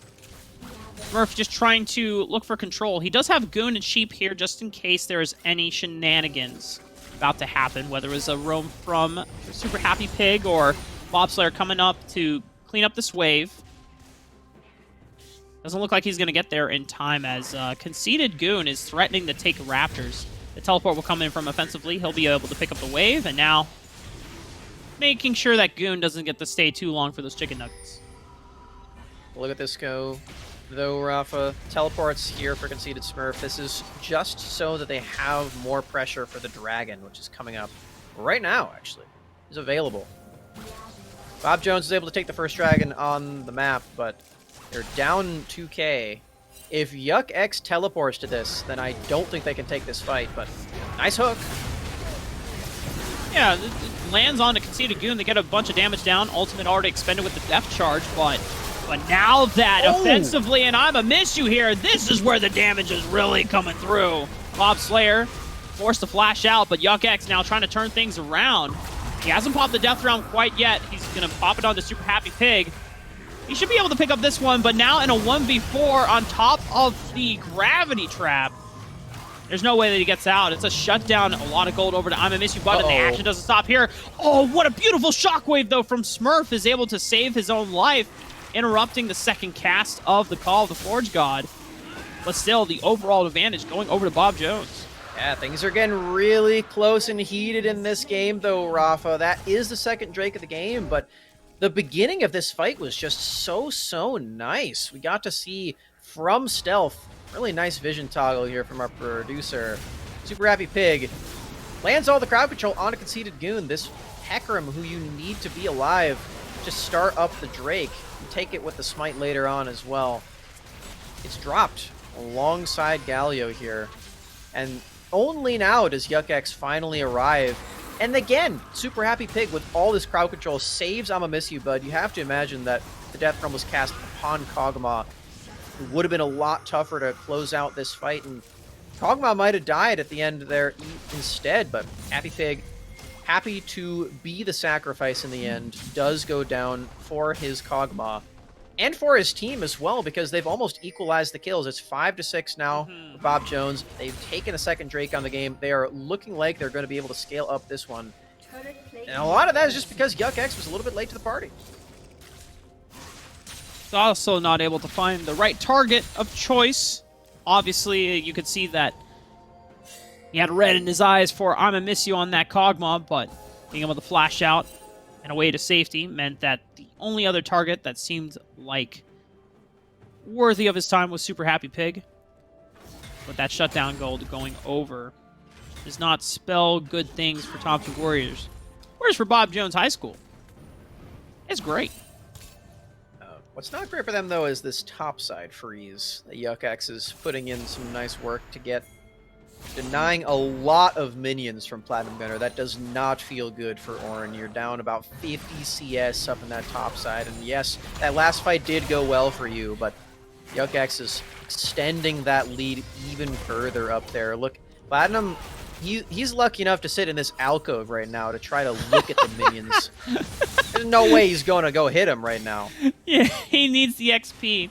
If he ever walks up, YuckX, all he has to do is just walk up, and then boom, Death Realm, baby. Yeah. You're gone. Scary. Mordekaiser is super fed. He's got the Rift Maker, too. This is not a fun Mordekaiser to have to lane against. If I'm up there as Platinum Gunner, I'm like, guys, I can't match this guy. Can we swap? Please. I don't know if that's going to happen, though. That might just be me being a bad top laner. It's been 2 waves, and Platinum Gunner still hasn't been able to get any new CS, man. Yeah, this freeze is good. Just, oh my god, this is... Got one! Oh! It is winnable for Bob. He didn't have to ult to do it either. Check this out, though. Bob Slayer has made his way into the bottom alcove. Super Happy Pig has to block the Void Seeker, as it was actually targeted... Is he red? Not intentionally towards Bob Slayer. I believe so. I think I see some horns. I think he's Red Cane. That's Red Cane. Yeah, he's got the Gore Drinker. He is online, baby. Nice wave state down there from a Miss You Bud there, too. This is just in a really good spot for Bob Slayer to potentially find a play, but Light Locust, excuse me, is just not falling for it. They're going to have to engage, but they do have a lot of tools to do so. Ooh. Oh, Super Happy Pig might be a little too far out here. It's just a beautiful knock-up into the Onslaught of Shadows. Conceded Goon with the follow-up. Light Locust picks up that one. Umbral Trespass is going to come out, but I'ma Miss You Bud is already dead. Bob Slayer does get out of that one. And, oh, well, look at that. I'ma Miss You with the Cathian. What is it? Surprise. No, it's not a Cathian Surprise. Yeah. I was about to say a Cathian Rain. It's like, wait a minute. That's Kaisen. That's not true. Otherwise known as the Coggers. Killing someone with your passive. Conceded Goon is here. Yeah. A lot of burst damage. I think offensively is fine. He has Flash. He doesn't even need it. He's just kiting this one out pretty darn well. Oh my goodness. Conceded Smurf looking for the flash play. Gets offensively flashes out. Well, Smurf, if you are content with flash for flash, Bob Slayer, flash of his own. Oh my goodness. They wanted Goon so bad there, Smacks. They were down bad. They definitely were. All right, so we get to see this bot side replay yet again. The Dredge line signals Conceded Goon to start off this play, and Super Happy Pig does not have any way to get out of it. I do wanna mention how this is just a play that was set up by Bob, but it's just even if you commit all this time down here, it's still really tricky to actually get this one going. Even if you start this one off, you still have to be on the same page, and the Warriors just were a little bit better right now, and they might for this Drake as well. They're teleporting. Flash forward, taunt on to 2. It's beautiful from Sheep being able to lock down 2 priority members. Light Locust actually trying to go into 1v1 against I'ma Miss You Bud, but he loses. The damage coming out from the Kog'Maw is just too far to handle, but back to the main fight. Yuck-X has teleported into the fray. Death Realm onto offensively. No flash means there's no way out. It's a double for Conceited Smurf as he gets the last killing blow onto offensively as he comes out. This dragon should be going over to the ways of Thompson Warriors. I'ma Miss You Bud actually played that the best he possibly could have, surviving and finding a kill on this Kog'Maw. That's going to feel really good, but missing out on this dragon, that's the Drake that they set up everything to try to get. All it takes is this teleport. It's a little bit earlier here from the Warriors. You can see the Ornn teleport's a little bit too late. Not to mention the ultimate was used already, so Ornn ultimate's not here. But look at the right there. I'ma Miss You Bud flashes into that bush to dodge out on vision. And all it takes is one auto attack. He would have dropped, so that flash was super crucial there. But then, yeah, Yuck-X is here first. This is the super fed Mordekaiser. Helping out Conceited Smurf, gets him 2 kills on the back end, and that's the Drake as well. This is a really big lead now for the Warriors. Speaking of leads, can we get a quick gold check? Actually, no. There might be a gank here. But, oh my god, it's 3,000 in the top lane. 80 CS difference as well. My goodness, like Yuck-X is practically sitting on a full completed item in overall advantage against Platinum Gunner. Yeah. And he's selected the Demonic Embrace for it, too. So the percent health burn, you can already see it on Platinum Gunner. It's going to end up hurting a lot. He's not freezing the wave anymore. So Platinum Gunner has that moment of solace. He can sigh a little bit. The minions are still coming to him. He can maybe kill them. Doesn't just have to look at them from the alcove, but it's still a little bit sad up there. Offensively, yeah.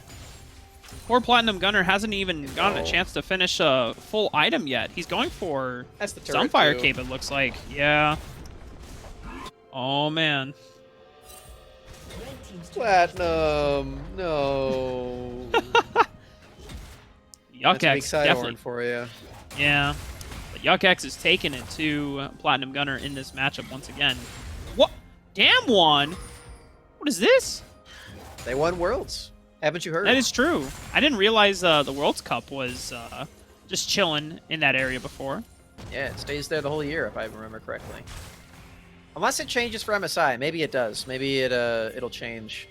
Or maybe it won't change, actually. Maybe Damwon will win MSI. Nope, it does not. All right, thank you. Thank you, Observer. At first I thought our observers were having, I don't know, like, they lost connection or something, but I now realize that they were communicating to us. Very cool. There it is! The head nod. Oh, it's perfect. It's beautiful. I love being able to interact with our producers. Our production team is so cool, by the way. Shoutouts to all of them. We've got Jacob, Kevin. Oh, a circle. We got Maybe Harry. they're spelling something out. Oh. Okay, move the screen. Oh, wait, hold on. Oh, no. Hold. Conceited Goon going once again. Tale as old as time. The gang on offensively, diving in between turrets. They dedicated 4 people for this dive, by the way. What? It just goes to show how down bad they are for offensively. As offensively is just like, man, guys, can I just get a 1v1? Well, not sure where that one was going, but the Baron is now on the table for Thompson Warriors as Yuck-X trying to rout off any of the members here. The Baron's a little spooky, though, for Thompson, as Conceited Goon, their main smite dealer, has lost almost all of his HP. Yep. Gotta get out of there. They did get the nice pick off onto offensively, though. That's going to feel really good. Conceded Goon.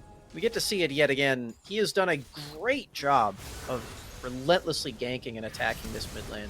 The flash is not enough. They bring everyone. That's 3 ultimates used.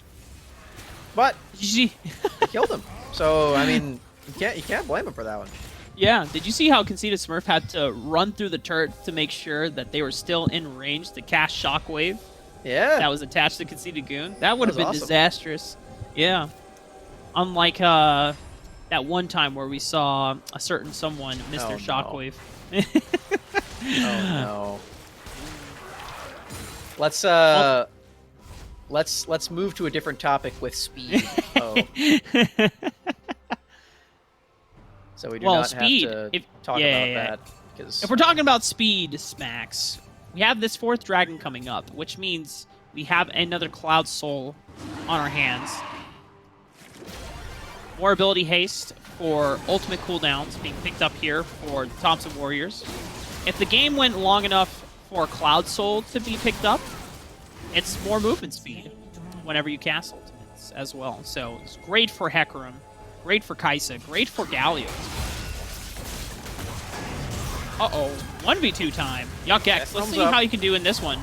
Bobslayer taking a lot of damage on the back end of it. Death Realm. Whoa! He didn't even pop Death Realm. He just fought the 1v2 straight up.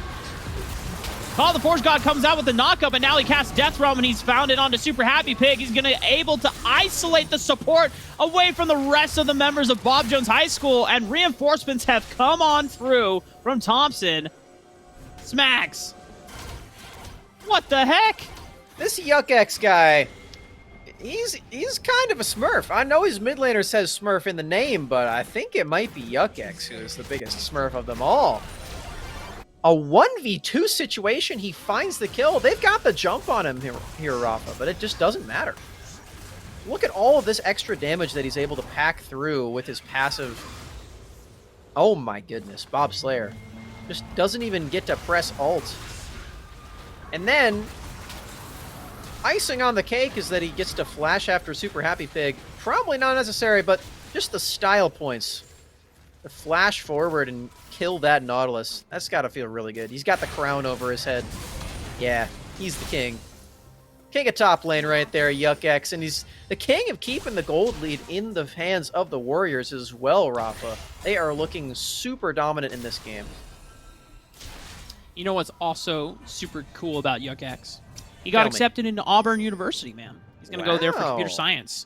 Super, super awesome. Very proud of you, and congratulations as well. And, I mean, I think computer science is definitely a great major for this guy because he just big-brained the crap out of Bob Slayer and Platinum Gunner in that 1v2, and just being able to pull everyone to the top side of the map, bought enough time for reinforcements to come in as well. I mean, my goodness.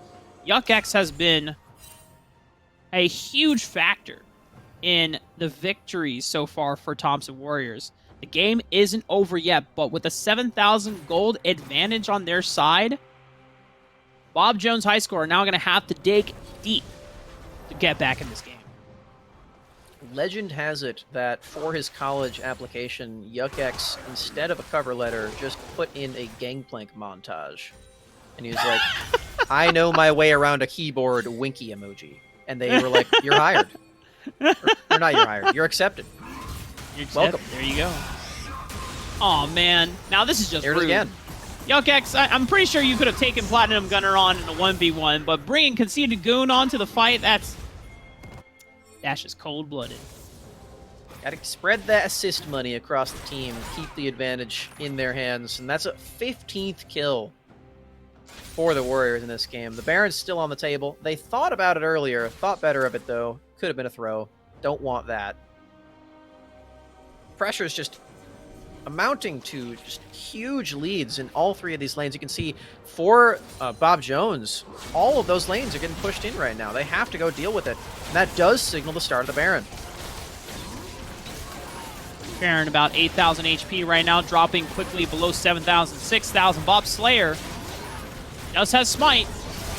Can he get in there and make the steal happen? 2,000 on the clock. Shockwave comes out. Oh my God! Bob Slayer, the hero, will be able to steal the Baron away, but now it's up to Bob Jones to get the heck out of there because you already got the objective. You don't need to fight any longer. Super Happy Pig is going to give his life for the cause. Hopefully, offensively, we'll be able to make it out alive, and he does. Oh my God, the one play that Bob Jones High School needed, and Bob Slayer pulls it off. What a huge steal from Bob Slayer. I'm fairly certain, once we get back to the replay, we'll be able to verify this, but the smites came through at about the same time, because it was at about 1,000 HP. But Bob Slayer, with the reflexes, got it in the nick of time. Only 2 members dropping right there too, Rafa. They've still got 3 Barons on their squad. Bob Jones might have just found that play to keep them in this game, keep them in the series as well. Stop the reverse sweep in its tracks. Yeah, you can see how hard it is for Thompson Warriors to try and make the siege possible. Imagine if they were the ones that had the Baron, those empowered siege minions would have been able to take down that mid-tier turn, maybe more, but now we look at this replay. We'll see how close it was on the smite steal. Just look at the Baron health. Let's take a look. I'm fairly certain that both smites came through. All right. Yep, 1,000. They both smited at the same time. And they're both 900 on smite, Yeah. so literally it was first conceded Goon, and Bob Slayer just came in right afterwards. Incredible. That's got to be like 1 frame after for Bob Slayer to find that. That's insanity. Oh, but Death Realm. Yuck X, they found I'm a Miss You Bud with the Death Realm. Whoa, Does he he's actually winning! win this 1v1? Oh my God, I'm a Miss You, but it's a 4-man shockwave from Conceited Smurf. They're all bundled up in the chokehold. Do they have enough damage to follow up, though? Light Locust has been able to find his way over the wall with that killer instinct, putting the damage into Gathian Rain, spreading the love, spreading the damage all around, flashing forward after Platinum Gunner will take him down. Bob Slayer on the run, but he's got nowhere to go. And Thompson Warriors, they have a dragon to pick up as their prize. Didn't quite get the bacon, but everybody else falls. That's 4 quick kills. Yuck X almost lost in his Death Realm, and he died immediately after exiting. But man, the rest of that fight was just a wipe for the Warriors. Let's watch that one again. Yuck X has so much damage in this Death Realm. Let's watch the 1v1 between him and Miss You, because that's what starts this off. Look how much damage is just shredding through the health bar, and then the flash as well. It's so ridiculously close, It was but so the close, bonk at the yeah. end. That's looking like Mordekaiser in TFT with how strong that bonk is right there, Rafa. 621 damage right at the end. The isolated bonk, too, is what made the difference there. Light Locust finds that last kill.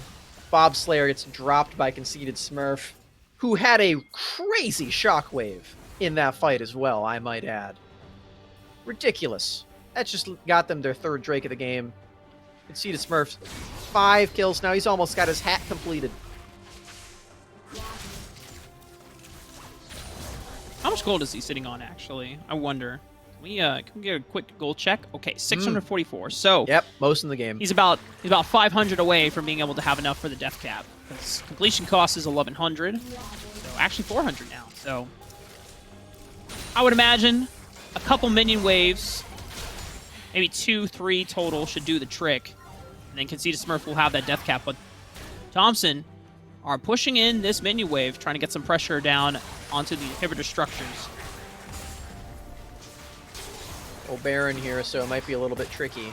Not going to be spawning for another 2 minutes either, so if they want to end the game right now, then they'll have to do it without the Baron, but that's a good way to start it. Look at the damage, though. I'm a Miss You Bud is going to barely be able to walk out alive, and he kites it out, and he takes down Sheep. The engage was almost enough from Thompson, but damage, not enough.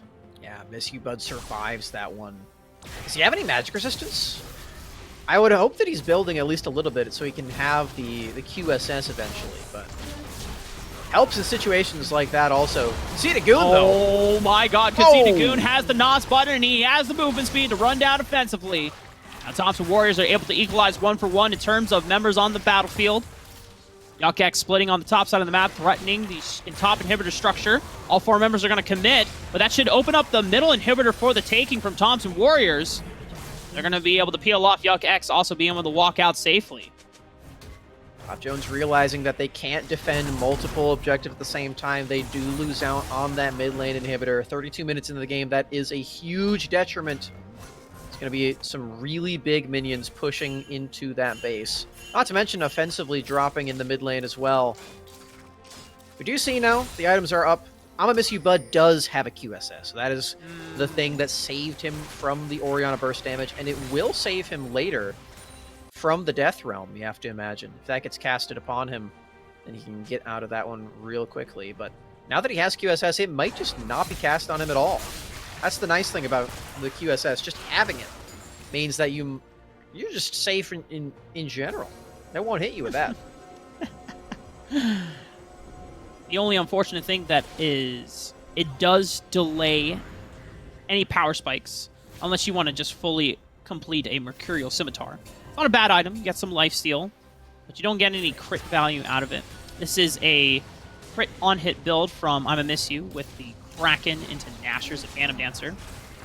Something else to note, though, Smacks, that the scaling for Bob Jones is starting to come into fruition because you've got this Ornn who can provide the ornaments, the upgraded mythic items, along with the fact that you have a Victor and a Kog'Maw who each item completion will just get scary and scarier to deal with. Baron, once again, last time, Bobslayer was able to steal this away. Can he do it again?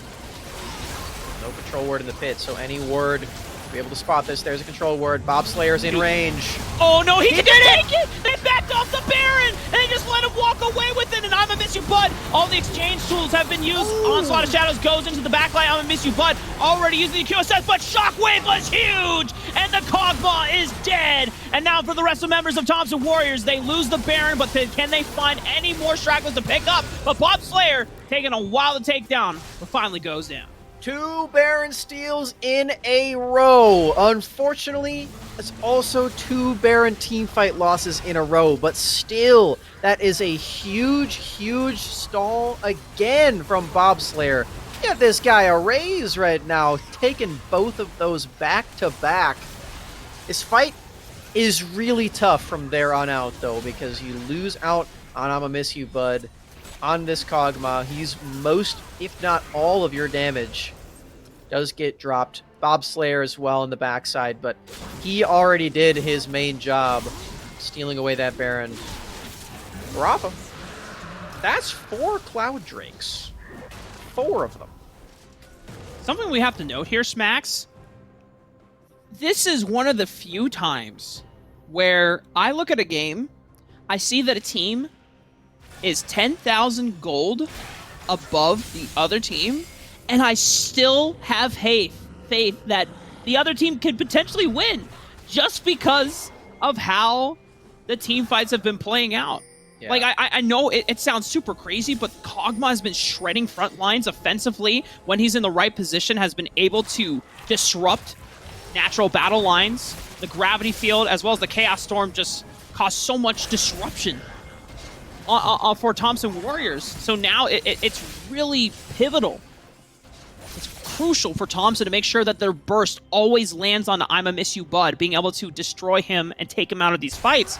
Because even Bobslayer as a frontline by himself without the help of Super Happy Pig and Platinum Gunner, he's able to buy so much time just between Gore Drinker, his Umbral Trespass, and the natural Omnivamp that he's getting from his entire kit. It's pretty tricky to take down the front line here from Bob Jones.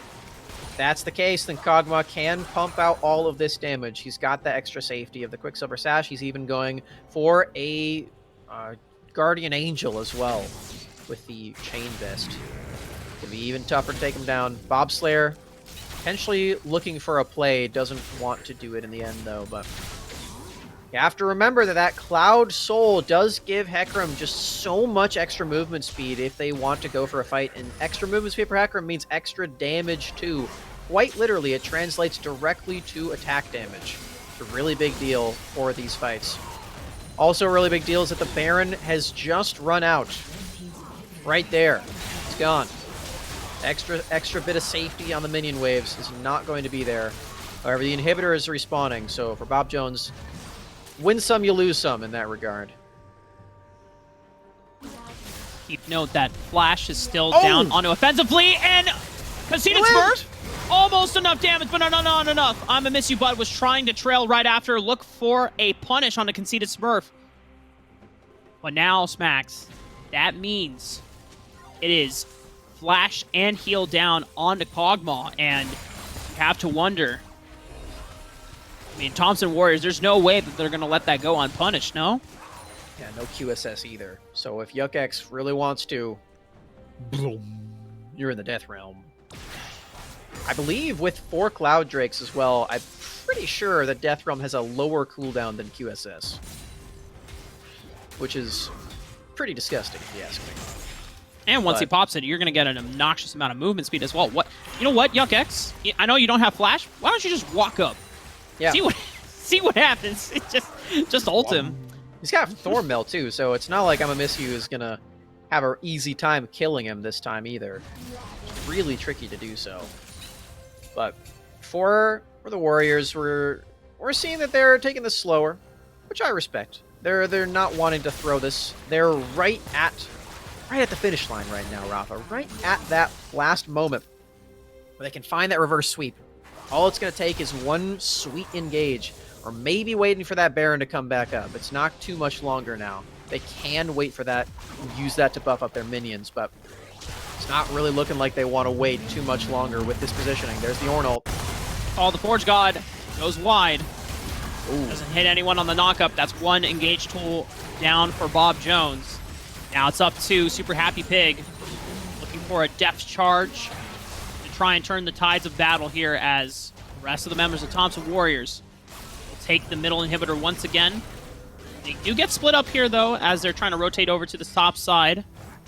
Trying to get the push in, looking for more structural damage as YuckX finds offensively. Not close enough, though, to make an impact. That's a lot of damage, though. Conceited Smurf just off of that QW combo. Bob Slayer has to go back to the base. It hurts just so much. Luckily, the base is super close by, so it's not that long a journey, but for the Warriors, they still have a really large set of resources at their disposal. They've got these minions they're going to be pushing into this top side. Wave clear is good. They don't quite get that turret yet here, Rafa. We're still waiting. Still waiting for the big fight to begin. Platinum almost has called the Forge God yet again, so that one hasn't quite been punished at all. They're going to have it for yet another engage if we're going to be seeing one. The battle lines are drawn at this turret. It's starting. Massive Nether Grasp offensively has to burn the flash, but YuckX has sent him to the Death Realm, and he is taking him down. A beautiful engage, though, for the follow-up on Conceited Goon into the back line. I'm a Miss You Bud. The G has been popped. Can they buy enough time for him to find another taste? No! He's down! Conceited Smurf with the killing blow! And Thompson! They've done it, Smacks! The champions! The prior champions have come to defend their title with the reverse sweep against Bob Jones High School as well. Bob Jones, a valiant effort was made on the fields of Runeterra today, but Thompson Warriors are your Alabama High School champions. Huge congratulations to them for that one as well. The Thompson Warriors. All 6 of them, Rafa. That was 6 players. We got to see a substitution mid-series, and it paid off really well. I don't want to take anything away, though, because Dark Prod on Yasuo certainly contributed to their victory as well. He had some crazy team fights. He showed us just how strong this team can be at the team fights, and then the rest of the squad with Light Locust clutched it out with the reverse sweep. YuckX, the Conceited Brothers, and Sheep. Nuts performance right there. That was absolutely incredible. Those team fights were top notch, Rafa. And also, massive props to Light Focus as well for being that substitution that, Thompson Warriors looked like it worked really well for them, being able to put him back or gets the Kaisa for them, doing a phenomenal job on that marksman there. And the entire squad, massive props, massive congratulations to you all. And also to Bob Jones, thank you for fighting a well-fought battle, essentially.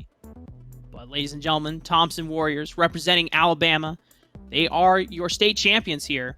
And for myself and Smacks, we were very happy and very entertained throughout the entire series. I hope you all at home were as well. But that's going to do it for us on today's broadcast. We're going to be continuing more state final championships for the Play vs. Spring 21 High School Championships events throughout the entire week. We'll be coming back tomorrow sometime in the afternoon. I want to say, I believe 5 p.m.